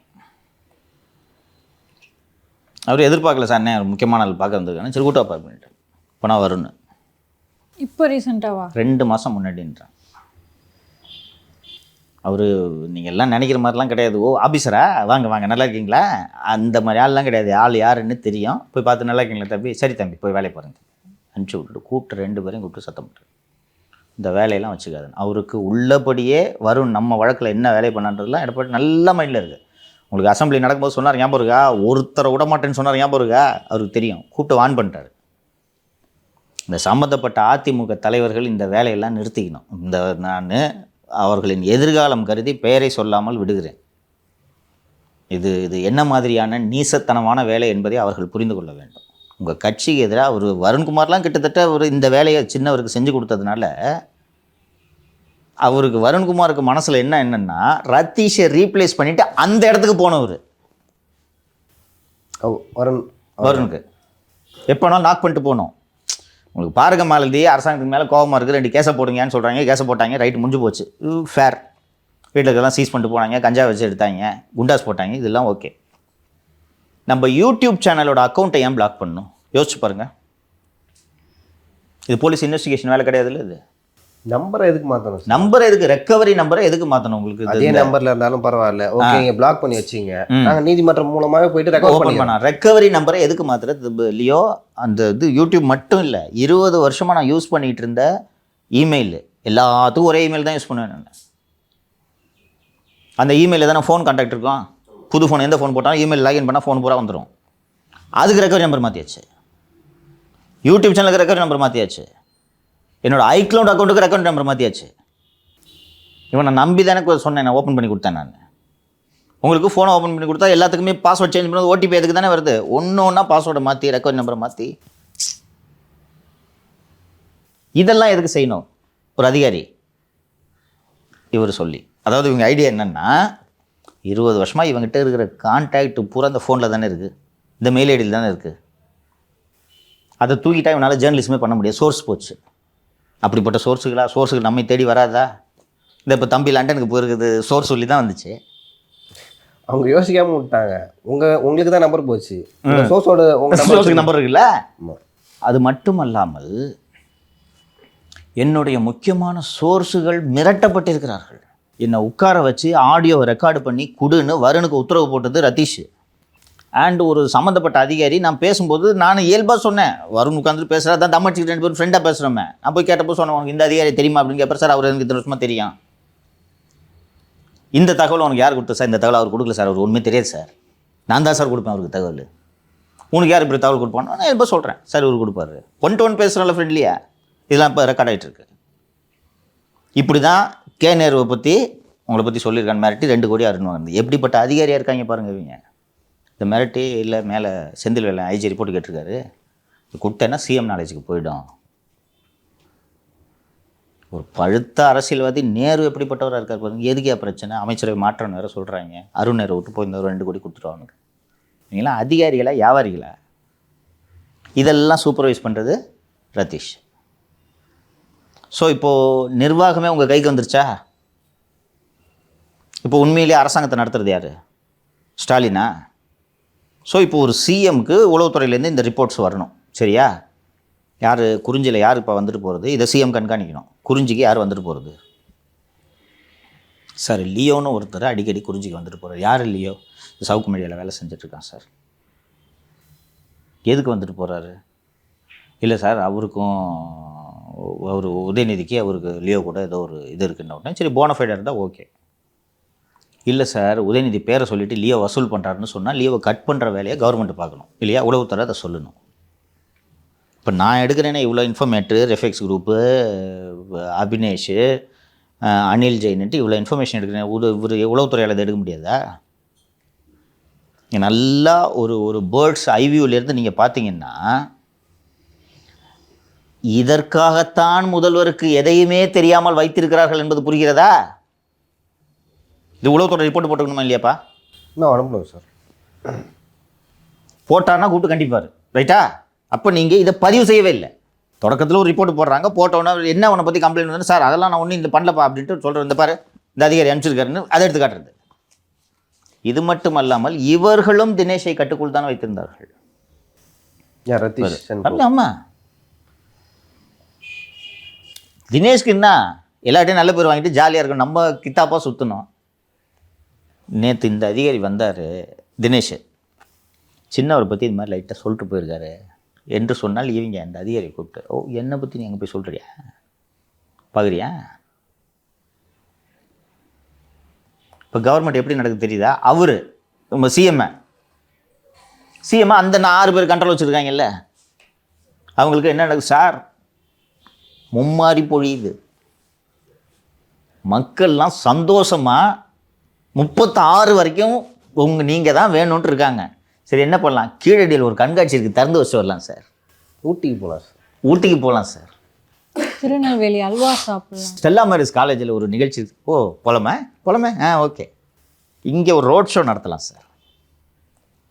நாளைக்கு போலீஸ் ஸ்டேஷன் ஆய்வு பண்ணுறத ஒரு ஷூட் ஒன்று வச்சோன்னா நல்லாயிருக்கும் சார். திடீர் ஆய்வுன்னு சொல்லலாம் சார். அதை அது எப்படி திடீர் ஆய்வா? இல்லை சார், சன் டிவியை முன்னாடியே அனுப்பிச்சிடுவோம். நானும் நம்ம திடீர் ஆய்வு பண்ணுவோம் சார். எப்படி என்ன சொல்கிறாங்க கவர்மெண்ட்டை பற்றி? சார், இந்த ஒரு ஏடிஎம்கே ஆட்சியை ஒப்பிடும்போது இந்தியாவிலே உங்களை மாதிரி சிஎம் இல்லைன்னு சொல்கிறாங்க சார். அப்படியா? சரி, நான் இதெல்லாம் முடிச்சிட்டேன், அடுத்து என்ன பண்ணுறது சார்? இங்கே பாருங்கள், தமிழ்நாட்டில் நீங்கள் எல்லாம் நீங்கள் செய்து ஒன்றுமே இல்லை சார். ஆமாம், ஒன்றுமே இல்லை, முடிச்சிட்டேன், என்ன பண்ணுறது? நேஷ்னல் லீடர் ஆகுங்க சார். நீங்கள் எப்படிப்பட்ட ஆள்? நீங்கள் போய் இப்படி இருந்துகிட்டு இருக்கீங்க. நீங்கள் மோடியை எதுக்குறது இந்தியாவில் நீங்கள் யாருக்கு சார் துணிச்சல் இருக்கு? பாசிச பாஜகன்னு சொல்கிறதுக்கு யாருக்கு சார் துணிச்சல் இருக்கு? சரி, என்ன பண்ணணும் சார்? சவுத் இந்தியாவுக்கு நீங்கள் லீடர் ஆகலாம் சார். எப்படி ஆகுறது? தொகுதி மறுசீரமைப்புன்னு ஒரு உருட்டலாம் சார். ஆமாம், நல்லா இருக்கே. ஆமாம், எப்படி பண்ணுறது சார்? 5 ஸ்டேட்டுக்கும் நம்ம ஆள் அனுப்புவோம் சார். இங்கேருந்து நம்ம ஆளுங்கள்லாம் கூப்பிட்டு அவர்கள்லாம் வர வச்சு ஒரு மாநாடு போடுறோம். ஆல் இண்டியா லெவலில் அட்வர்டைஸ்மெண்ட் கொடுக்குறோம். அப்படியா? ஓகே, நல்லா இருக்குது. என்னென்னா அந்த அட்வர்டைஸ்மெண்ட்லாம் வந்தோடனே பேப்பர்லாம் தூக்கி வைப்பாங்க. சரி, இதெல்லாம் பண்ணி முடித்தா அடுத்து சார் ஸ்பெயினுக்கு ஒரு டூர் போகலாம் சார். ஏன், அங்கே என்ன சார்? அருமையான நாடு, ஜாலியாக இருக்கும், அண்ணியும் கூப்பிட்டு போகலாம் சார். போகலாமே. ரைட்டு, கிளம்பி போகிறார். தெரியுதா உங்களுக்கு என்ன நடக்குதுன்னு? தெரியுதா? இது எதுவுமே அவருக்கு தெரியாது. ஒரு தந்தையாக பயந்துருப்பார மாட்டாரா? முதல்வரை விடுங்க. இது நடந்துகிட்டு இருந்துச்சுன்னா ஈடி இதை நோக்கி வரும். ரத்தீஷை பிடிச்சார்னா உதயநிதி மாட்டினாருன்றது தெரியும். பண்ணாதீங்க. குறைஞ்சது ஒரு தந்தையாக பயந்துருப்பாரா இல்லையா? அந்த உளவுத்துறை ரிப்போர்ட் போயிருந்தா பயந்துருப்பாரா இல்லையா? நிறுத்து. ஃபஸ்ட்டு உளவுத்துறை குறிஞ்சி வீடையே ஒதுக்கீடு பண்ணியிருக்கக்கூடாது. மந்திரியானா என்ன, என் அப்பா கூட வீட்டில் இருக்கக்கூடாதா? சித்தரஞ்சன் சாலையில் நீங்கள் இருந்தீங்கன்னா ரத்தீஷ் வர முடியுமா? வந்தாலும் அவர் ஸ்டாலின் தெரிஞ்சுதான் வரணும். அண்ணி விட மாட்டாங்க. இப்போது குறிஞ்சிக்கு போனோன்னே என்ன நடக்கிறது என்பதே தெரியவில்லை இல்லவா? பக்கத்தில் அன்பில் மகேஷ் வீடு, பின்னாடி விக்கெட் கேட்டிருக்கு, அப்படி போய் வந்துக்கிட்டு போங்க. குறிஞ்சி இல்லத்தில் யார் வந்தாலும் யார் வெளியே சென்றாலும் ரத்தீஷுக்கு தெரியாமல் உள்ளே செல்ல முடியாது. குறிஞ்சி இல்லமே ரத்தீஷின் அந்த தம்பியின் கண்ட்ரோலில் தான் இருந்தது. ஒரு உதயநிதிக்கு பிஏவாக இந்த பேர் மறந்துட்டேன், மணிகண்டன் ஏதோ செந்தில் கட்சிக்கு அஃபிஷியல் பிஎன் 2 பேர், குரூப் ஒன் ஆஃபீஸர்ஸ் 2 பேர் இருக்காங்க. அவங்க அலுவலக ரீதியாக அரசு அதிகாரிகள் என்பதால் அலுவலக ரீதியான வேலையை பார்த்துப்பாங்க. இது போக மேகநாத் ரெட்டின்னு ஐஏஎஸ் ஆஃபீஸர்லாம் அவர்கள் அரசு பணியை செய்வதற்கான அதிகாரிகள். அரசு பணி செஞ்சால் தானே அவங்களுக்கு வேலை. இவர் சாயங்காலம் தானே எந்திரிக்கிறது. அப்போது அதுவரை இவருக்கு இருக்கக்கூடிய பணிகளை செய்வது ரத்தீஷ். இவர் ஓய்வு எடுத்துக்கிட்டே இருப்பார். இவருக்கு ஓய்வு தான் வேலை. ஓய்வறியா உழைப்பாளி இந்த தம்பி. புரியுதா? புரியுது. உதய் செய்ய வேண்டிய வேலையெல்லாம் இவர் செஞ்சுட்ருப்பார். ஆனால் நான் இந்த கலெக்ஷன் பார்த்துக்கிறேன்னே விசான்ட்டு சொல்லிட்டேன்னு. But Udhayanidhi was in loop all along. Udhayanidhi நீ யாரை கேட்டு விசாகனுக்கு ஃபோன் நீ மெசேஜ் அனுப்பிச்சுன்னு ஒரு வார்த்தை சொன்னால் பேச முடியுமா? முடியாது. இல்லை விசாகன் யார் மூலமானா டெப்டி சீஃப் மினிஸ்டர் என்ன சார் ஒருத்தர் பேசிகிட்டு இருக்காருன்று. அப்போது உதயநிதிக்கு தெரிஞ்சு தானே கூட வச்சுட்டு இருந்தீங்க. அண்டு இங்கே இருந்து கொண்டு ஒரு ஒரு ஒரு ஒரு சாதாரண எளிய பின்புலத்திலிருந்து ஒரு குடும்பத்திலிருந்து வந்து சாதாரண middle class, lower middle class family, திருச்சியை சேர்ந்தவர்கள், lower middle class family. Ratheeswara ஒரு என்டையர் ஸ்டேட் கவர்மெண்ட்டை கண்ட்ரோல் பண்ணும்போது அந்த பவர் தரும் போதை இருக்கிறது அல்லவா? ஆக்சுவலாக பவரில் ராஜா விட்டு கண்ணுக்குட்டிக்கு அந்த பவர் தெரியாது. Exactly ma'am. பவர் இல்லாமல் வர்றத அதை அனுபவிக்கும் போது அதை எப்பயும் நம்ம பிடியிலே இருக்கணும் அப்படின்னு சொல்லி. இப்போ கருணாநிதி ஒரு நல்ல எக்ஸாம்பிள். அவர் கீழே இருந்து வந்தார், அவருக்கு பவர் என்னன்னே தெரியாது. ஆனால் கடைசி வரைக்கும் எங்கே இருந்தார்? எம்ஜிஆர் மூலம் வந்தார், கட்சியை கண்ட்ரோலில் வச்சுருந்தார், கடைசி வரைக்கும் தலைவராக இருந்தார்ல. ஏன்னா அவருக்கு பவர்னா என்னன்னு தெரியும். ரத்தீஷும் அதை ஃபீல் பண்ணிருக்காரு, அனுபவிச்சுக்கிறாரு. அதனால தான் உதயநிதியை கண்ட்ரோல்லே வச்சுருந்துருக்காரு. ஸோ உதயநிதியை தொடர்ந்து ப்ளீஸ் பண்ணிக்கிட்டே இருக்கணும் ரத்தீஷ்க்கு. கரெக்டாக? அப்போ யார் உதயநிதியை போட்டு சாத்துன்னு சாத்திட்டு இருந்தது யார்? நீங்கள் தான், நாம் தான். தூக்கி உள்ள உதயநிதியை ப்ளீஸ் பண்ணோம். ரைட்டா? அண்ணே திருச்சி வருண் தானே எல்லாத்தையும் பார்த்துட்டு இருக்காரு. அருண் இன்ஸ்ட்ரக்ஷன் கொடுக்க வருண் தானே எல்லாத்தையும் எக்ஸிக்யூட் பண்ணுறாரு. வருண் கஸ்டடி எடுத்திருக்காருண்ணே. வருண்ட்ட இப்போ கஸ்டடியில் இருக்காருண்ணே. ஃப்ரீயாக எல்லாத்தையும் சொல்கிறான் நான். அதில் என்னென்னா வருண்ட்ட கஸ்டடியில் இருக்கும்போது ரதீஷ் பேரெல்லாம் சொன்னேன் நான் இயல்பாக பேசினேன். உங்களுக்கு அவரை தெரியுமா அப்படின்னாரு. சார் நல்லா தெரியும் சார். அவன் தான் சார் என்ன சிஎம் பார்க்க கூட்டு போனது. நான் சொல்லு எனக்கு என்ன இருக்குது, இயல்பாக பேசினேன் நான் இதுக்கு மறைக்கினா ரெக்கார்ட் பண்ண பண்ணிட்டு போவா. அந்த தம்பிக்கும் சவுக்கு சங்கருக்கும் தொடர்பா? ஓ தான் தம்பா அன்னைக்கு நான் சொல்லிட்டேன், ரஜியை பற்றி சொன்னேன். அதுக்கப்புறம் இவனுங்களோட புத்தி பாரு. நான் ஒரு 10 ஆஃபீஸரை பற்றி பேசியிருக்கேன்ல, நல்லா என் மனசில் என்ன இருக்கோ அப்படியே சொல்லிடுவேன். நான் கவலையெல்லாம் படுறதில்ல, எல்லாம் ஃப்ரீயாக தான் தம் அடிச்சு ஜாலியாக பேசின்னு இருக்கான். சார் அந்தாலும் வேஸ்ட்டு சார், இருந்தாலும் டுபாகூர் சார் இருந்தாலும். தினேஷ் பேசுவார் அவங்கக்கிட்ட. சார் தினேஷ் இவர் மூலமாக என்கிட்ட பேசுவார் சார். என்னை பற்றி எதுவும் போடாத, நாமக்கல் ப்ராப்பர்ட்டியை பற்றி சொல்லாதன்னுலாம் தினேஷ் சொல்லியிருக்கிறார் சார். சிஎம் வீட்டிலேருந்து யாரும் உங்கள்கிட்ட பேசுறது? ரதீஷ் தான் சார். இருக்குதா தானேப்பா. ஸ்போர்ட்ஸ் அப்போது டெப்டி ஆகலை, ஸ்போர்ட்ஸ் மினிஸ்டர் பற்றி இது சொல்லுவார் சார். அவன் ரதீஷ் ஸ்போர்ட்ஸ் மினிஸ்டரோட வெல்விஷர். அதான் எல்லாத்தையும் சொல்லியிருக்க மாட்டாரு. அவங்களுக்கு என்ன தேவையோ அதை சொல்லியிருப்பாங்க.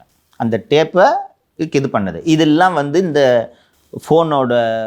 ஃபோனை ஓப்பன் பண்ணி மெயிலை டெலீட் பண்ணது, யூடியூப் சேனலை லாக் பண்ணினது, ரெக்கவரி ஃபோன் நம்பரை மாற்றினதெல்லாம் ஒரு அதிக பிரசங்கித்தனமாக வருணே செஞ்சது. இதெல்லாம் பண்ணிட்டேன்னு ஸ்போர்ட்ஸ் மினிஸ்டர்கிட்ட சொல்லுங்கள். எந்திரிக்கவே முடியாதுன்னு சொல்லுங்கள். அவ்வளோதான் முடிஞ்சிச்சு. அவன் தேரவ மாட்டான்னு இனிமேல் சொல்லுங்கள். இதுக்கு தான் என்கிட்ட இங்கேருந்து போகும்போது கஸ்டடியில் இருக்கும்போது வருண் சொல்லி அனுப்புறது. நீங்கள் ஃபெலிக்ஸ் கூட மட்டும் உட்காராதீங்க, ஃபெலிக்ஸ் கிட்ட மட்டும் இது பண்ணாதீங்க அப்படின்னு சொல்லிட்டு வெளியில் வந்துட்டேன். ரைட்டா? வெளியில் வந்த உடனே வருண் எல்லாருக்கிட்ட என்ன தெரியுமா சொல்கிறேன், அப்படி என் கண்ட்ரோலில் இருக்கான் அவன். அப்போல்லாம் வெளியில் வந்து ஹோட்டலில் தங்கியிருக்கோம், என்ன பண்ணுறதுனே தெரியாது. அப்போ தான் சந்திக்கிறேன்ல, 2 நாள் கழிச்சு தான் என்ன பார்க்க வந்தேன் இல்லையா. என்ன பண்ணுறதுனே தெரியாது, எதுவும் அடுத்து என்ன பண்ணுறதுன்னு ஒன்றும் ஐடியா இல்லை. இருக்கா, யார் போயிட்டாங்கன்னு தெரியல, சேனல் ஓப்பன் பண்ண முடியுமான்லாம் தெரியல. அப்போல்லாம் வருண் வந்து எல்லாத்தையும் சொல்லிட்டு இருக்காரு. சின்ன இவர்கிட்ட குறிப்பாக ரதீஷ்க்கு ரிப்போர்ட் பண்ணுறாரு. தம்பில் வச்சுருக்கேன் நான் வருண்கிட்ட பேசிட்டு இருக்கேன். அப்போ என் விரல் அசையாமல் சங்கர் அசைய மாட்டான், கையை மீறி எங்கேயும் போக மாட்டான் என்று அவர் சொல்லி கொண்டிருக்கிறார். முதல் பேட்டி ரெட்பிக்ஸுக்கு பார்த்துட்டு ஏதாவது வரும்னு சொன்னாரா? யார்? வருண். வருணுக்கு இமேஜ் உடஞ்சி போச்சு. நீ உதயநிதிக்கிட்ட ரதீஷ்கிட்ட என்ன சொல்லி வச்சுருக்கீங்க? என்னை மீறி இந்த பையன் சொல்ல மாட்டான். இன்னொன்று இது ரொம்ப உறுதியாக கேரண்டி, எங்கே வேணாலும் நீ போய் பேட்டி கொடு, ரெட்பிக்ஸுக்கு மட்டும் போகாதான்னு சொல்லியிருக்கேன் சார் அப்படின்னு சொல்லி வச்சுருப்பா. அப்படி பேட்டியை ரெட்பிக்ஸில் போய் கொடுத்தா ஃபேஸ் உடஞ்சி போயிடுது. என்னென்னு கூப்பிட்டு கிண்டல் வேறு பண்ணியிருக்காங்க. என்னமோ சொன்னீங்க கேட்க மாட்டான்னு, எங்கேயும் பேச மாட்டான்னு, இப்போ பேட்டியை ரெட்பிக்ஸில் போய் கொடுக்குறான் என்று சொன்னதும் எப்படி பழி வாங்குறேன் பாரு. அவன் ஹைகோர்ட்டில் ஃபோட்டோலாம் இருந்துச்சுல்ல, ரிலீஸ் பண்ண. புரியுதா கான்டெக்ஸ்ட்டு? இதெல்லாம் வருணா பண்ணது. உதயநிதியோ ரதீஷோ சொல்லி நீ இதை எடுத்து இப்படி ரிலீஸ் பண்ணிருந்து இதில் சொல்ல. இவருக்கு ஆத்திரம். நம்ம வாக்கு கொடுத்துருக்கோம், என் கண்ட்ரோலில் இருக்கான் அவன், என்னை மீறி எங்கேயும் போக மாட்டான். இனிமேல் அவன் வாயை திறந்து பேசாத அளவுக்கு, அதாவது அவனை கட்டுப்பாட்டில் வச்சுருக்கேன். மெர்க்னெட்டில் அவனை கட்டுப்பாட்டில் வச்சுருக்கேன். நான் சொல்கிறபடி அவன் ஆடுவான்ட்டு நீங்கள் சொல்லி வச்சுருக்கீங்க. அதுவும் எங்கே வேணாலும் போய் பேசுவான், ரெட்பிக்ஸில் பேசவே மாட்டான்னு நீங்கள் சொல்லி வச்சுருக்கீங்க. பேட்டி ரெட்பிக்ஸ்னா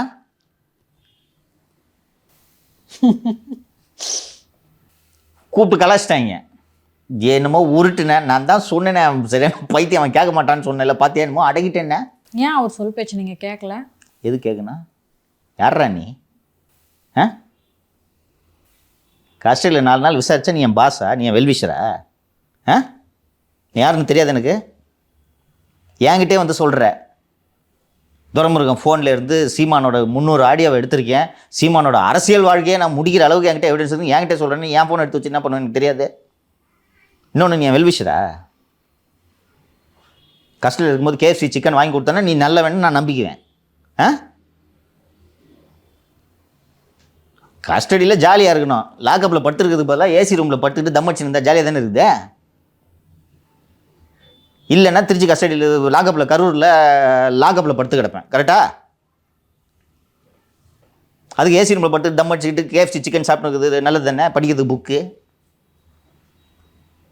வாசலில் சிகரெட்டு பற்ற வைக்குது 2 கான்ஸ்டபிள், லைட்டு நான் வச்சுக்கூடாதுல, கைது இல்லை. 4 நாள் கஸ்டடியில் ஏசி ரூமில் ஆனந்தமாக தூங்கிக்கிட்டு நைட்டு ஒரு 11 மணிக்கு வரும்னு வருவார்.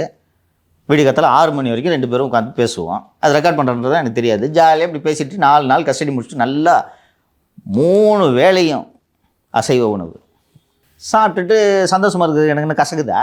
அதுக்காக நீ இதெல்லாம் செஞ்சேன்னு நீ என் ஃப்ரெண்டுன்னு நான் நம்பிக்குவேனா? நீ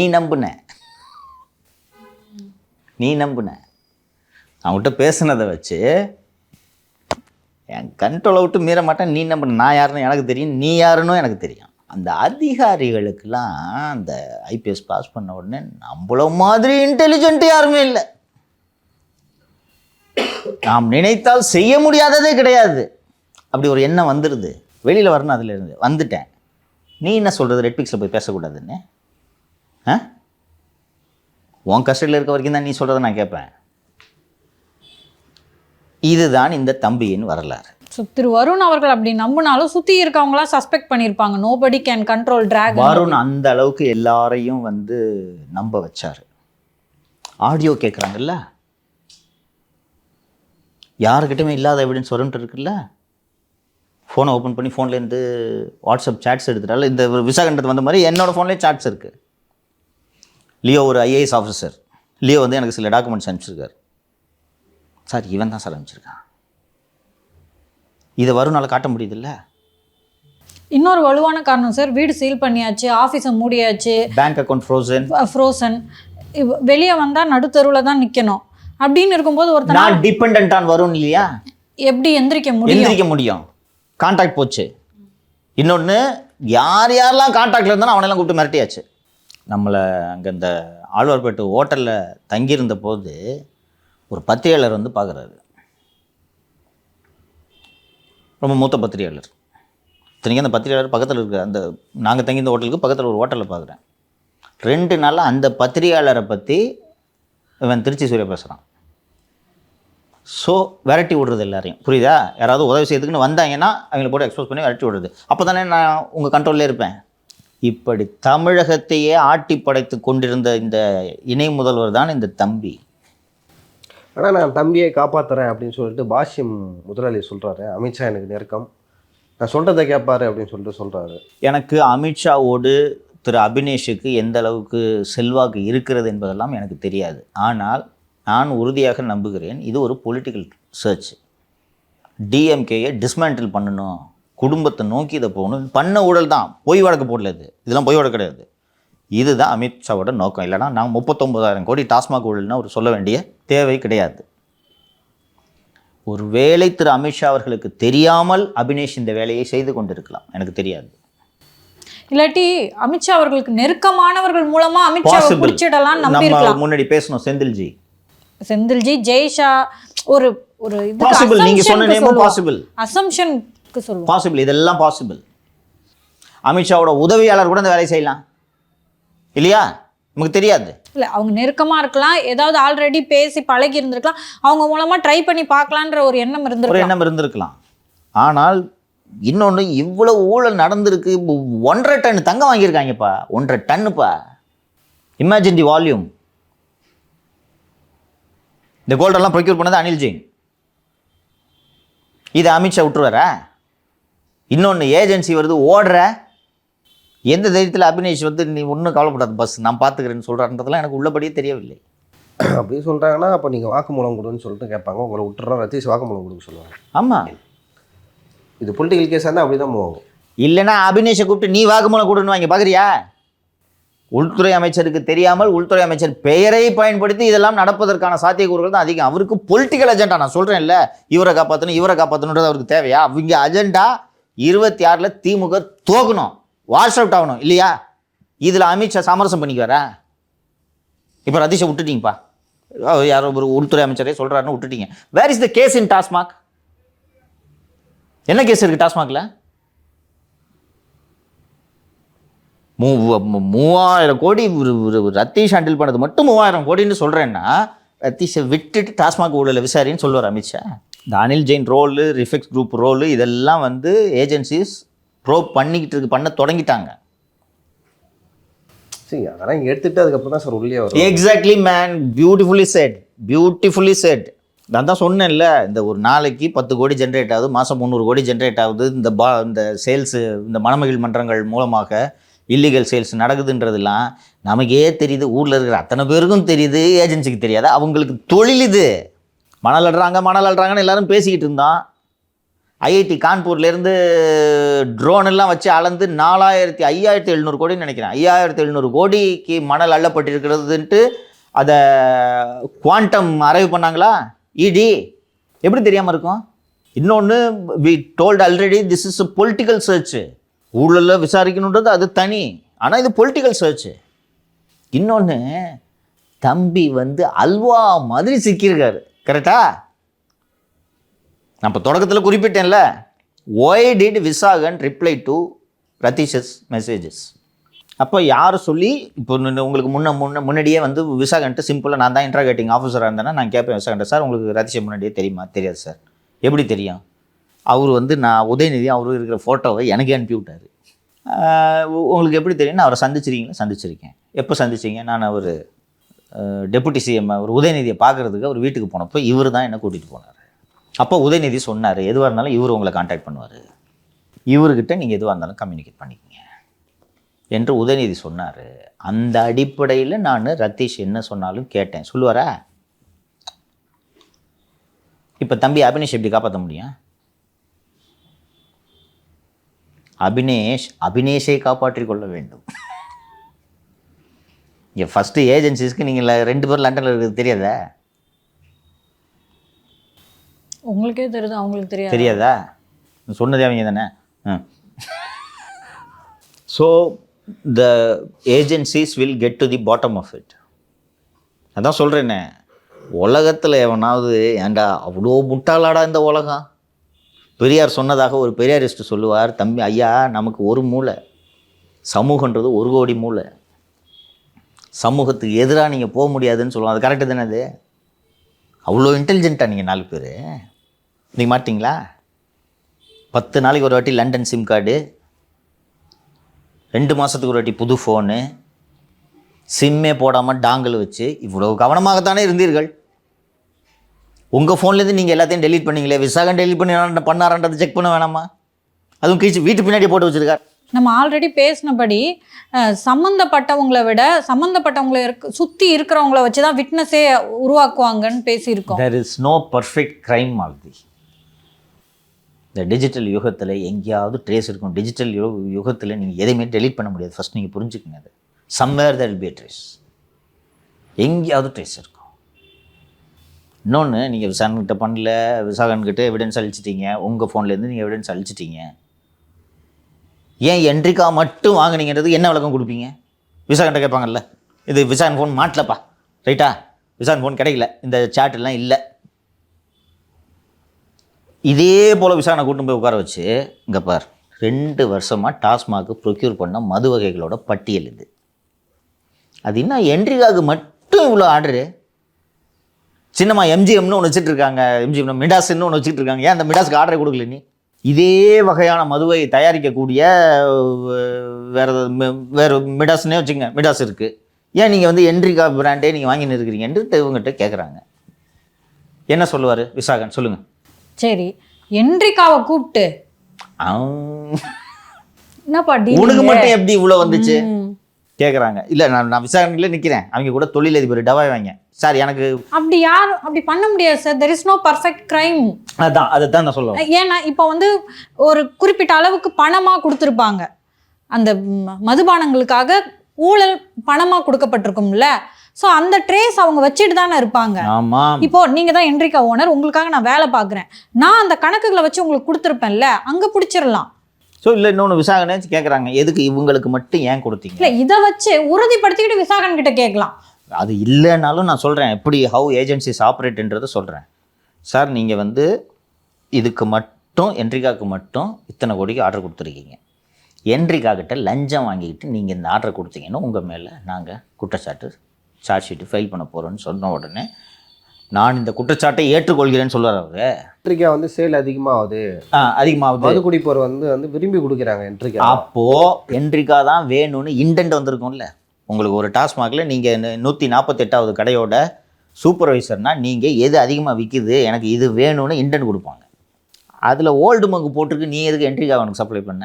புரியுதா உங்களுக்கு? அவர் கேட்குறது வந்து லியோ 148வது கடை சூப்பர்வைசரு எனக்கு 100 கேஸ் ஓல்டு மங்கு அனுப்புன்னு கொடுத்துருப்பாரு. இவங்க 100 கேஸ் என்ட்ரிக்கு அனுப்புவாங்க. இது 4 வருஷமாக நடந்துட்டுருக்கு. அவர் ஓல்டு மங்கு கேட்டிருக்கா, நீ ஏன் என்ட்ரிக்கு அனுப்புன?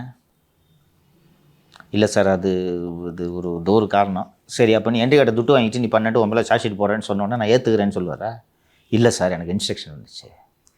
யார் இன்ஸ்ட்ரக்ட் பண்ணா? டெபுட்டி. அவரே சொன்னாரா? இல்லை சார் அவர் கூட. யார்? தம்பி. ஓ அவர் தான் அந்த தம்பியா? தம்பியை கூப்பிட்டு மாட்டுவீங்களா அப்போவா? நீங்கள் எவ்வளவு சொகுசாக வாழ்கிறீர்கள். 300 கோடியில் தம்பி வீடு கட்டுவது அமலாக்கத்துறைக்கு தெரியாதா? சரி அதை விட்டுருங்க. சரி இது கூட கொஞ்சம் கஷ்டம் கண்டுபிடிக்குதுன்னு வச்சுக்கலாம். ஒரு சின்ன பையன் ஒரு படத்தில் அசிஸ்டன்ட் டைரக்டராக வேலை செஞ்ச பையன் ஒரு பணக்கார வீட்டில் பொண்ணு எடுக்கிறாங்க. பொண்ணு எடுத்தோன்னே மாமனார் ஒரு 100 கோடி கொடுக்குறாரு. மாமனாருக்கு 100 கோடி ஏதுன்றது அந்த விசாரணை தனியாக நடக்கும். மாமனார் 100 கோடி கொடுக்குறாரு. 100 கோடி கொடுத்தவொடனே 500 கோடிக்கு அந்த தம்பி பணம் எடுத்தா அந்த படம் எடுத்துல இந்த ஷூட்டு ஷெடியூல்லாம் முடிஞ்சிச்சு. அங்கெல்லாம் போய் டெக்னீஷியன்ஸ்லாம் எப்படி பணம் கொடுத்தாங்கன்னு கேட்டு அந்த தம்பியை கூப்பிட்டு நீங்கள் ஏன் விடியல் பிக்சர்ஸ் என்று பெயர் வைத்தீர்கள்ன்றதுலேருந்து ஆரம்பிப்பாங்க. உனக்கு வர பேரே கிடைக்கலையா? இந்திய எதிர்ப்பு போராட்டத்தை படம் எடுத்து தேர்தல் 3 மாதம் இருக்கும்போது ஜனவரியில் ரிலீஸ் பண்ணுவோங்கன்றதுலாம் ஒரு பார்த்த அந்த ஒரு டிசைன்ன்றது தெரியாதாப்பா? ஸ்கிரிப்டெல்லாம் வாங்கி பார்ப்பாங்க. ஏஜென்சி பண்ண முடியுமா முடியாதா? அப்போ தேர்தலுக்காக நீங்கள் எடுக்கிறீங்க. தேர்தலுக்காக அதிமுக எடுப்பாங்களா? திமுக தேர்தலில் வெற்றி போகிறதுக்காக திமுகவுக்கு பிரச்சாரப்படுத்த அதிமுகவை எடுக்கும். அப்போ திமுக தான் எடுக்கும். ஏது பணம்? எப்படி தப்பிப்பீங்க? So this TASMAC is DMK's Waterloo. இது விழுங்க போகிறது. இதில் போட்டிருந்தாங்கயா ரொம்ப அழகாக நியூஸ் டேயில் ஒரு கார்டு போட்டிருந்தாங்கயா. பராசக்தியில் தொடங்கி பராசக்தியில் முடிகிறது திராவிட முன்னேற்ற கழகம். ரொம்ப அழகாக இருந்துச்சு அந்த கார்டு. இல்லை நானும் பார்த்தேன். அழகாக இருந்துச்சு. நியூஸ்லேருந்து யாரோ இப்படி யோசிக்கிறாங்களே அப்படின்னு நானே ஆச்சரியப்பட்டேன். ஏன்னா லைக் எப்பயுமே வந்து ஒரே ஃப்ளாட்டாக போயிட்டு இருக்கும், மொனாட்டனஸாக இருக்கும். இது எப்படி தப்பிப்பாங்கன்னு சொல்லுங்கம்மா நீங்கள். இப்போ சிஎம் வந்து கொஞ்சம் பதட்டமாக இருப்பார். ஏன்னா இப்போ ரத்தீஷ் வந்து போயிருக்காரு, ரைட் நடந்திருக்கு. ரத்தீஷ் தப்பி போனவுடனே வந்து ஒரு பதட்டம் வந்துருக்கும்ல அவங்க சிஎம் சைட்லேருந்து. எப்படிப்பா பதட்டம் இல்லாமல் இருக்கும்? இந்த குறி ரத்தீஷுக்கு இல்லை, தன் மகனுக்குன்றது சிஎம்க்கு தெரியாது. இப்போயாவது தெரிஞ்சிருக்குமாங்க சார்? கண்டிப்பாக தெரிஞ்சு. உளவுத்துறை சொல்லியிருக்குமா? உதயநிதி வீட்டை நாக் பண்ணும்போது தான் சொல்லுவாங்க, சார் தம்பி வீட்டு கதவை தட்டிட்டு இருக்காங்க சார், அப்போ தான் சொல்லுவாங்க. ஏன்னா நேற்று அவரோட இந்த புக் ஃபங்க்ஷனில் பார்க்குறேன், ஸ்டாலின் அவர்கள் நல்லா தெளிவாக இருக்க மாதிரி தான் தெரியுது.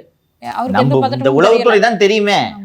மன்னா எதிரி நாட்டு மன்னன் படையெடுத்து வந்திருக்கிறான். நாம் விழாவை சிறப்பிக்கும் உளவுத்துறை இந்த உளவுத்துறை. ஒரு ஒரு ஜஸ்ட் ஒரு காமன் சென்சிக்கலாக சொல்கிறேன். சிஎமோட தொட்டப்பட்டாவில் போய் சுற்றிட்டு இருக்கிற உளவுத்துறை ஐஜியை வச்சுக்கிட்டு நீங்கள் எப்படிமா உங்களுக்கு இந்த தகவலாம் தெரியும்? மாலதி, நான் ஒரு ஒரு ஒரு உறுதியாக சொல்கிறேன், நம்ம மீடியாவில் வர தகவல் கூட உளவுத்துறைக்கு தெரியாது மாலதி. என்ன ரீசன்னா, ஐ ஹாவ் சோர்சஸ் இன் இடி, I have sources in home ministry, I have sources in BJP, I have sources in RSS and I have sources in DMK. எல்லா இடத்துலையும் எனக்கு சோர்சஸ் இருக்குது. இப்படி தான் உளவுத்துறை இருக்கணும். ஆனால் நீங்கள் யாரை கண்காணிக்கிறீர்கள் என்றால், சவுக்கு சங்கர் எங்கே செல்கிறார், எந்த வாகனத்தை பயன்படுத்துகிறார், மதியம் என்ன உணவை அருந்துகிறார், இதில் தான் அவங்க கவனம் இருக்குது. புதுசாக ஒரு இடத்துல ஆஃபீஸ் போட்டான்னா எஸ்பி சப் இன்ஸ்பெக்டர் அனுப்பி ஓனர் மிரட்டு. ஒரு சர்வீஸ் அப்பார்ட்மெண்ட்டில் போய் தங்கியிருந்தாருன்னா அங்கே அனுப்பி மேனேஜர் மிரட்டு. உங்கள் கவனம் இதில் தானே இருக்குது. இப்போ மொத்தமாக கோட்டை விட்டிங்களா? இப்படிப்பட்ட வருணை கூட்டின்னு போய் எடப்பாடியை சந்திக்க வைக்கிறாங்கன்னா, இந்த ஏடிஎம்கேல இருக்கிற இந்த கருப்பாடுகள் எப்படிப்பட்டவர்களாக இருப்பார்கள்? இங்கே புரிஞ்சுக்கணும். எடப்பாடி பழனிசாமியோட பொசிஷன் எவ்வளவு கஷ்டன்றதை நீங்கள் புரிஞ்சுக்குங்க. கூப்பிட்டு வான் பண்ணிட்டார், தம்பி இந்த வேலையை பண்ண வச்சுக்காதீங்கன்னு சொல்லிட்டு வான் பண்ணிட்டார். பட் கூப்பிட்டு போகிறாங்க பாருங்கள் தைரியமாக. இவன் யாருன்னு தெரியும். உங்கள் அரசுக்கு திமுக குடும்பத்துக்கு எவ்வளோ நெருக்கம்னு தெரியும். உங்கள் அரசுக்கு எதிராக எப்படி செயல்பட்டு கொண்டு இருக்கிறார் என்பது தெரியும். கைது செய்கிறவங்களோட ஃபோனில் இருக்கக்கூடிய அத்தனை தகவல்களையும் எடுத்து வெளியிடுகிறார் என்பது தெரியும். தெரிஞ்சும் நீங்கள் கூட்டிகிட்டு போகிறீங்கன்னா எப்படிப்பட்ட நீசத்தனமான நபர்களாக இருப்பார்கள் அவர்கள். எப்படிப்பட்டவர்களையெல்லாம் கூட வச்சுக்கிட்டு ஒரு கட்சி நடத்தணும் யோசிச்சு பாருங்க. அவங்களுக்கு கூட தான் இருக்காங்க இன்னும். இது என்னென்னா, இந்த அதிமுக தலைவர்கள் எப்படி ஏன் வருணை அழைத்து செல்கிறார்கள் என்பதற்கு ஒரு காரணம் இருக்கும் அல்லவா. என் தொலைபேசியில் இருந்த அந்த வாட்ஸ்அப் உரையாடல்கள், இந்த விஷயம் வருணுக்கு தெரிந்து வருண் அவங்க 2 பேரும் மிரட்டுறாரு. உங்களை அரெஸ்ட் பண்ண சொல்லி மேலிடத்துலேருந்து உத்தரவு வந்திருக்கு. நான் தான் தெரிஞ்சவர். நீங்கள் அதிகாரி புத்தி பாருங்கள். ஏடிஎம்கேல ஒரு துண்டை போட்டு வச்சுக்கோன்ட்டு. அதை வருணோட ஸ்டைலு நார்மலான ஆஃபீஸர் எப்படி பேசுவாங்கன்னா, சார் கொஞ்சம் இங்கே மாறினா கூட கவர்மெண்ட் மாறினா கூட பார்த்துங்க சார். இவர் சிட்டிங் மினிஸ்ட்ரியே மிரட்டுற ஆள் எப்படிப்பட்ட நபராக இருப்பார். இவர் வந்திருக்கு உங்கள் 2 பேரை பற்றி ரிப்போர்ட் போட்டாங்க. நான் எதுக்கு உங்கள் பேரையும் இதில் சேர்த்துக்கிட்டு, எனக்கு போய் அந்த அழைத்து சென்ற அந்த ஒரு அதிமுக தலைவர்கள் அந்த தலைவரை பற்றி வருண் என்கிட்ட கஸ்டடியிலேயே ஓடிக்கிட்டு இருக்கிறான். அவன் மிரட்டி வச்சுருக்கோம். அவனையும் தூக்க சொன்னாங்க. நான் தான் வேணான்னு சொன்ன உடனே இவங்க வருண்குமார் என்னமோ பெரிய கடவுள் போல பொலிட்டீஷியனாக டே யாரா நீன்னு கேட்கணும்ல. இவங்க சார் என்ன எதுவும் பண்ணாதீங்க சார், எனக்கு ஒரு எல்ஓபிஓ பார்க்கணும், அதுக்கு என்ன நான் ஏற்பாடு பண்ணுறேன் சார், என்ன நெருக்கம் கூப்பிட்டு போகிறேன். அருண் சேலம் ஃப்ளைட்டில் சீட்டை மாற்றிட்டு போய் உட்காந்து பக்கத்தில் உட்காந்துக்கிட்டு போய் சொன்னார்ல, அதுபோல் இதுதான் எனக்கு எடப்பாடிட்டு பிடிச்சது. புரியுதா? அப்படியே தம்பி, சரி போங்க தம்பி அனுப்பிச்சிட்டு இதெல்லாம் வச்சுக்காதீங்க, டோன்ட் டூ திஸ். இந்த அதிகாரிகளை பற்றியும் தெரியுது, கூட்டிகிட்டு வந்த தன் கட்சியை சேர்ந்த தலைவர்களை பற்றியும் அவருக்கு தெரிகிறது. ஸோ இவங்கெல்லாம் திமுக அதிகாரிகள் கூட நெருக்கமாக தான் இருந்துக்கிட்டு கூட இருக்கிறாங்க. அப்போது அதிகாரிகளோடு நெருக்கமாக இருந்து கொண்டு கூட இருப்பவர்கள் நமது தகவல்களை ஏன் இந்த அதிகாரிகளுக்கு சொல்லக்கூடாதுன்றதும் எடப்பாடிக்கு தெரியும் தானே. இதை இப்படி ஒரு நம்ம இண்டிகேஷனாக பார்க்கலாமாங்க சார்? அதிமுக வருவதற்கான வாய்ப்புகள் வருது, ஸோ கொஞ்சம் பேசி வச்சுப்போம். This is a typical mindset of a bureaucrat. இல்லை சார், அடுத்த 20 வருஷம் திமுக தான் சொன்னவருடைய ஒருவேளை வந்துவிட்டால் ஒரு தொடர்பை ஏற்படுத்தி வைத்துக் கொள்வதில் என்ன குறைந்து போகிறது? இல்லை, அப்படிக்கான இண்டிகேஷன் தெரியறதுனால அப்படி பேச ஆரம்பிக்கிறாங்க. எதுக்கும் சேஃபாக வச்சுப்போமே. மனசுக்குள்ளே அவங்க எல்லாம் உண்மை வருண்லாம் வருண் அருண்லாம் உண்மையிலே திராவிட மாடலில் மாறிட்டாங்க. திரு அருண்லாம் இது பிஜேபி ஏடிஎம்கேலன்ஸ் கூட ஜெயிக்காதுன்னு நினச்சிட்டு இருந்தார். விஜய் கூட பேச்சுவார்த்தை நடக்குதுன்னு உடனே தான் ஐயோ என்ற எண்ணமே வந்திருக்கிறது. அதற்கு முன்பு தானே இந்த சேலம் பயணம். அதெல்லாம் ஒரு இழிவான வேலை. போய் பக்கத்தில் உட்காந்துக்கிட்டு சார் சிஎம் எப்படி அவர் கூட எடப்பாடி கூட பணியாற்றிய அதிகாரிகள் சொல்லியிருக்கார்கள், Edappadi is a quick learner. புதுசாக போய் இவங்களெல்லாம் பார்க்குறாரு ஒழிய இவங்கெல்லாம் யார் எப்படின்றத குயிக்காக கற்றுக்குவார். அதிகாரிகளை பற்றி ஒரு நல்ல முடிவுக்கு வந்து விட்டார். அவர்கள்லாம் எப்படிப்பட்டவர்கள் இன்னொன்று கண்ணால் பார்க்குறாருலம்மா. பழைய ஹெல்த் மினிஸ்டர் விஜயபாஸ்கர் கூட 4 வருஷம் இருந்து கொள்ளையடிச்ச ஆள் தான் உமாநாத். அந்த உமாநாத் முதல்வர் அலுவலகத்தில் அடுத்த 4 வருஷமாக கொள்ளையடிச்சிட்டு இருக்காருன்றது இவங்களை பார்க்கும்போது தெரியாது. கார்த்திகேயன் மேலே கம்ப்ளைண்ட்லாம் கொடுத்தாரு ஸ்டாலின். அந்த கார்த்திகேயன் இன்றைக்கி செல்வாக்க அந்த கவர்மெண்ட்டில் இருக்கிறாருன்றதை எடப்பாடி பார்த்துக்கிட்டு தானே இருக்காரு. உதயச்சந்திரன்லாம் we have to give credit. ADMK திட்டிகிட்டே இருப்பார். அதிமுக ஆட்சி நடந்த போது உப்பு கழகத்தின் செயலாளர் தலைவர் அவர். உப்பு தமிழ்நாடு உப்பு கழகம்னு ஒரு டிபார்ட்மெண்ட் இருக்குது, அதன் தலைவர். இன்றைக்கி திமுக ஆட்சியில் செல்வாக்க இருக்கார். ஆனால் இந்த உமாநாத்லாம் ஒஸ்ட்டு. அருண் எடுத்துக்கங்க, ஏடிஎம்கே பீரியட் பூரா லாண்ட் ஆர்டர்ப்பா. சிட்டியில் அடிஷனல் கமிஷனர். டிஎம்கேலேயும் அப்படியா? ஆமாம், டிஎம்கேல சட்டம் ஒழுங்கு கூடுதல் டிஜிபி, சென்னை சிட்டி கமிஷனர். அதனால் அவருக்கு இந்த அதிகாரிகள்லாம் பற்றி தெரியும். சார், நான் திரு விஜய் அவர்கள் எங்கள் அண்ணன், அவர் பற்றின டாபிக் வந்தாலே கொஞ்சம் ஒரு சந்திரமுகியாக மாறிடுறேன். நிறையா கேள்விகள் கேட்குறேன். இருந்தாலும் மக்கள் என்கிட்ட ஒரு கோரிக்கை வச்சுருக்காங்க, please eat 5 star and do நத்திங்மா அப்படின்னு. சார், அந்த கோரிக்கையை ஏற்றுக்கலான் இருக்கேன். இருந்தாலும் ஒரே ஒரு கேள்வி, இந்த டாஸ்மாக் ஊழல் சம்மந்தமாக எங்கள் அண்ணன் விஜய் ஏதாவது அறிக்கை கொடுத்துருக்காராங்க சார்? நீங்கள் இந்த குறுக்கிடுறீங்க, இதெல்லாம் பற்றி நீங்கள் மைண்டில் ஏற்றிக்கக்கூடாது. உங்களது வேலை கேள்விகளை கேட்டு என்னிடம் விஷயங்களை வாங்குவது. நீங்கள் கேட்டது ரொம்ப முக்கியமான கேள்வி. நான் தொடக்கத்தில் ஏடிஎம்கே இன்டெலிஜென்ட்டான பொலிட்டிக்கல் பார்ட்டின்னு நான் சொன்னேன், ரைட்டா? விஜய் ஏன் இன்டெலிஜென்ட்டான பொலிட்டிக்கல் பார்ட்டியை நடத்தலைன்றதுக்கு நீங்கள் கேட்ட கேள்வியில் பதில் அடங்கியிருக்கிறது. நான் ஏன் இதை இன்டெலிஜென்ட்டுன்னு சொன்னேன்னா, மக்கள்கிட்ட ஒரு பெரிய அளவில் அதிருப்தி இல்லைனாலும் இவங்க ஏதோ கொள்ளடிக்கிறாங்கன்றது அரசல் புரசல் அப்படி தெரியும், சரி இப்படி பார்த்துக்கிட்டு இருந்துட்டு இருப்பாங்க. இப்போது அமலாக்கத்துறை போன்ற ஒரு ஏஜென்சி இவ்வளவு ஊழல் நடந்திருக்கிறது, இது போல் ஒரு தம்பி அரசாங்கத்தையே நடத்தி கொண்டிருக்கிறார் என்று அமலாக்கத்துறையின் சோதனைகளிலிருந்து செய்தி வெளியே வரும்போது மக்கள் கொண்டாடுகிறார்கள். மக்களின் அந்த கொண்டாட்டத்தை ஒரு எதிர்க்கட்சி பயன்படுத்தி கொள்ள வேண்டும். இதே அதிமுக செய்கிறது. அதனால தான் இன்டெலிஜென்ட்டான பொலிட்டிக்கல் பார்ட்டின்னு தொடக்கத்தில் சொன்னேன், ரைட்டா? நல்லா கேட்டிங்களே, விஜய் இதை செய்திருக்கணுமா வேணாமா?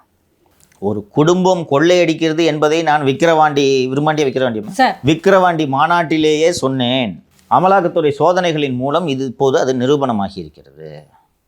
அவங்களுக்கு முன்னாடி நீங்கள் ஆரம்பிச்சிருக்கணும். யார் அந்த தம்பியை? நாங்கள் தான் பிரதான எதிர்க்கட்சியாக தேர்தல் வர வரைக்கும் இருக்க போகிறோம்னு ஆதவ் சொன்னாரா இல்லையா? ஆதவ் தான் இன்று அனைத்தையும் செய்து கொண்டிருக்கிறார். அப்போ பிரதான எதிர்க்கட்சியாக செயல்படுங்க. தூங்கினுக்கிறீங்க. நான் முந்தானால அந்த வக்ஃப் போர்டு ஸ்டேட்மெண்ட் எதுக்கு விட்டீங்கன்னு சொல்லிட்டு விரிவாக சொன்னேனே. போன பஸ்ஸுக்கு வந்து கை காட்டிட்டு அதேதான். இன்னைக்கு முக்கியமா ஒரு பஸ் இன்னொன்று, நீங்கள் இப்போ வரப்போகிறது மத்திய அரசுக்கான தேர்தலா மாநில அரசுக்கான தேர்தலாமா? மாநில அரசுக்கான தேர்தல். அப்போ வக்ஃப் முக்கியமா, அந்த டாஸ்மாக் முக்கியமாமா?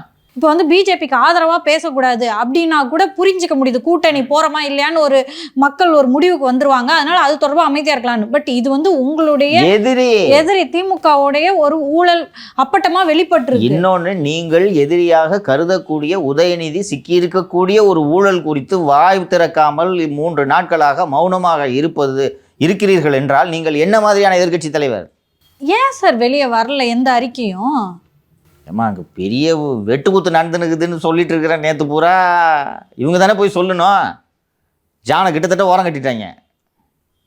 ஜான் பற்றி நேற்று நியூஸ் தமிழில் ஒரு செய்தி வந்தது, பார்த்தீங்களா? நீங்கள் பார்த்தியாப்பா? பார்க்கல சார். என்ன நினச்சி நியூஸ் தமிழ் 24/7 சொல்லுமா, என்னமா வந்துச்சு சொல்லுங்கள். வெளியோ பார்க்கலையா? ஐயோ, அவங்களும் பார்க்கல.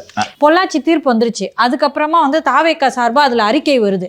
அந்த அறிக்கையில் வந்து அதிமுகன்ற பேர் எங்கேயுமே இடம்பெறல. அதுக்கு முக்கியமான காரணம் ஜான் அப்படின்னு சொல்கிறாங்க. ஜான் என்று தாவேக்கவினர் சிலர் விமர்சனம் செய்கிறார்கள். ஜானை டேக் பண்ணி. அப்போ தாவேக்கினர் இல்லை, திமுகவினர் இல்ல தாவேக்காவினரே அது மாதிரி கமெண்ட் பண்றாங்க. ஓகேவா?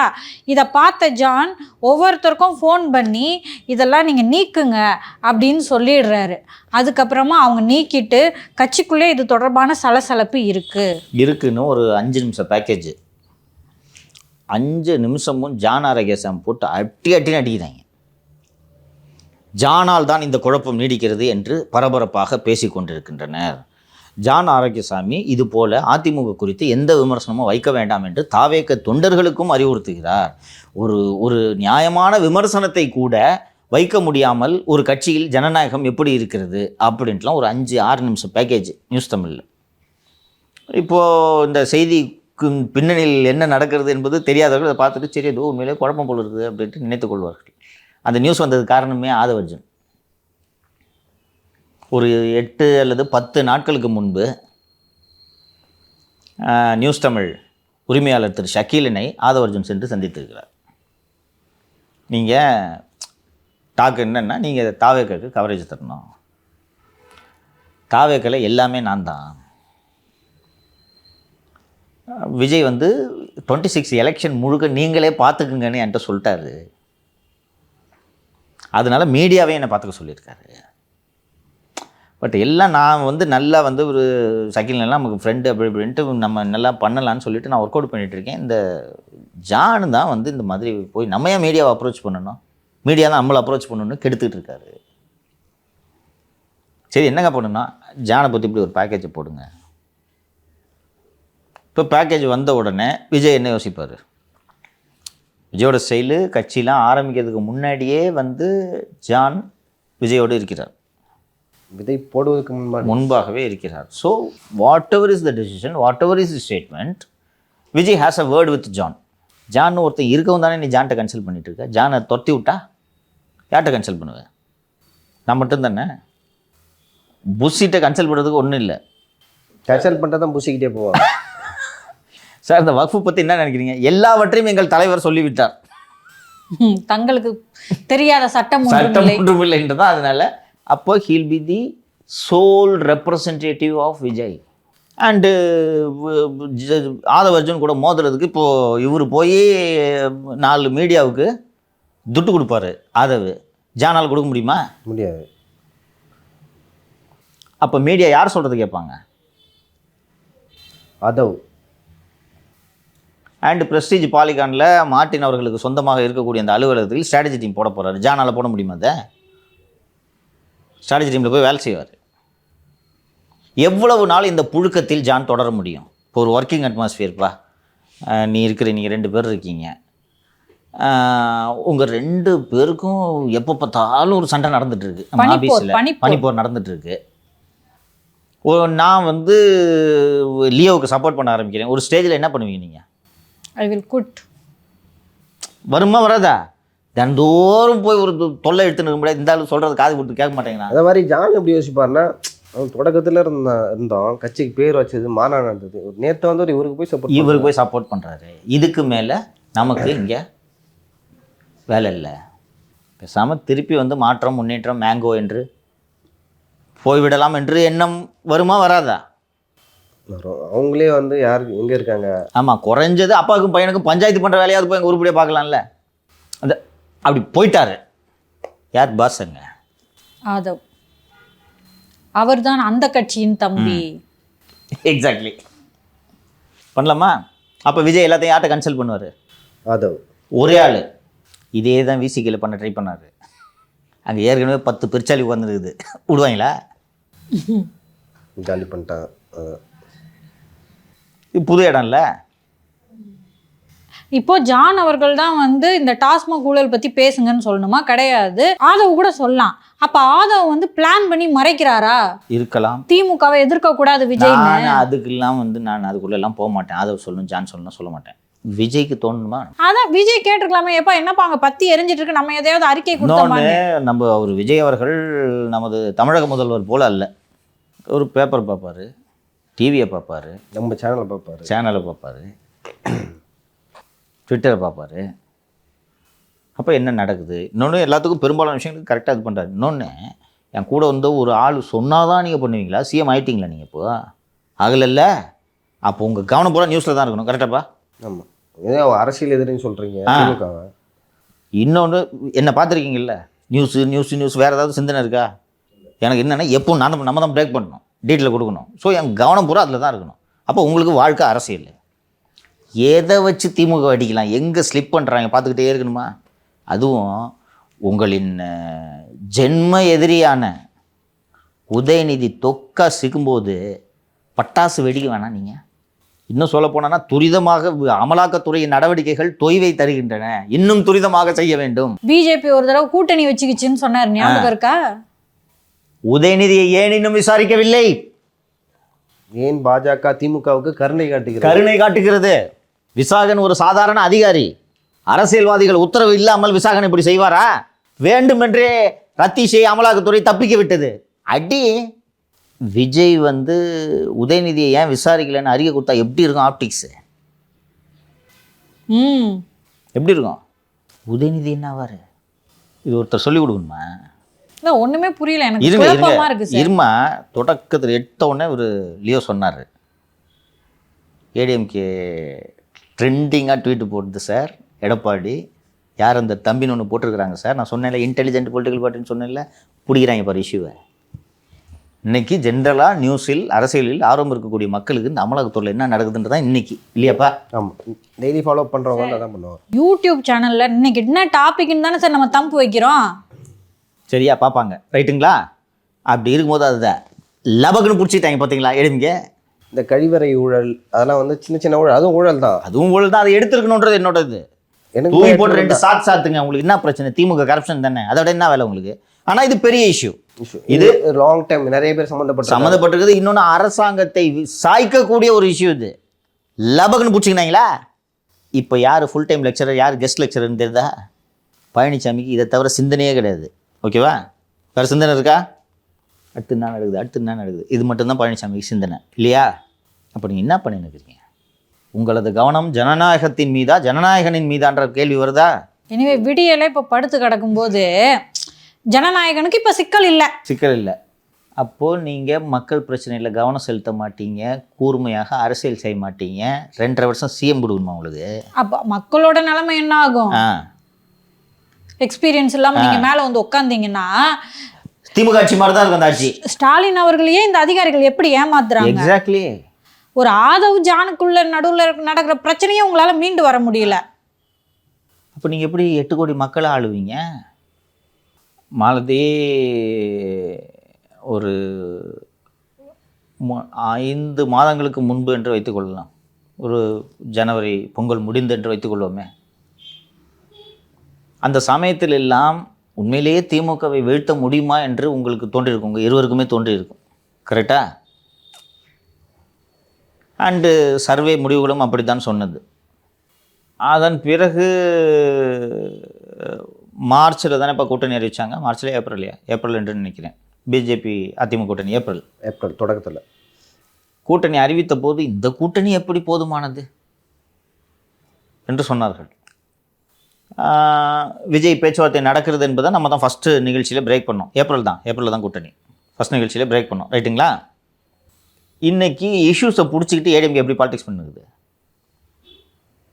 இப்போது திமுக வேண்டாம் என்று மக்கள் முடிவெடுத்து விட்டார்கள் என்றால் ஒரு கட்சியை அகற்றும் வல்லமை யாருக்கு இருக்கிறது என்ற கட்சியை தேர்ந்தெடுத்து வாக்களிப்பார்களா, பரீட்சார்த்த முறையில் வாக்களித்து பார்க்கலாம் என்று வாக்களிப்பார்களா? யாருக்கு அந்த வல்லமை இருக்கிறது, யார் வந்து அந்த ஸ்ட்ரக்சரோட இருக்காங்க சார்? அப்படியே மக்கள் பார்வைக்கே விட்டுருவோமாங்க சார்? நம்ம மக்கள் அவங்களே வந்து ரிப்ளை பண்ணிட்டோம். இல்லை, ஜென்ரலாக மக்கள் எப்படி டிசைட் பண்ணுவாங்கன்ற, இந்த கவர்மெண்ட் வேணான்னு முடிவு பண்ணால் இந்த கவர்மெண்ட்டை யாரால் அகற்ற முடியும்? தானே ஜென்ரல் டெண்டன்சி. இல்லை புதுசாக ஒன்று இருக்குது, இதை ட்ரை பண்ணி பார்ப்போமே அப்படின்ட்டு நினைப்பாங்களா? அண்டு இந்த ஆட்சியை அகற்ற வேண்டும் என்று மக்களுக்கு தீர்மானம் வந்துவிட்டால் தங்களது வாக்கை மாற்று சக்திக்கு அளித்து மீண்டும் அகற்ற வேண்டிய ஆட்சி வருவதை மக்கள் விரும்புவார்களா? நான் ட்ரெண்டை சொல்கிறேன். இதெல்லாம் பின்தங்கினா விஜய்க்கு சிக்கல் தான். அற்புதமான உதாரணம், நம்ம இந்த அடுத்த தேர்தல்களை பற்றிலாம் பேச போகிறோம். நான் இப்போ சொல்கிறேன், 93ல் தமிழகம் ஸ்தம்பிக்கக்கூடிய வகையில், தமிழகம் வியக்கக்கூடிய வகையில், தமிழகம் அண்ணாந்து பார்த்து மலைக்கக்கூடிய வகையில் கட்சி தொடங்கியவர்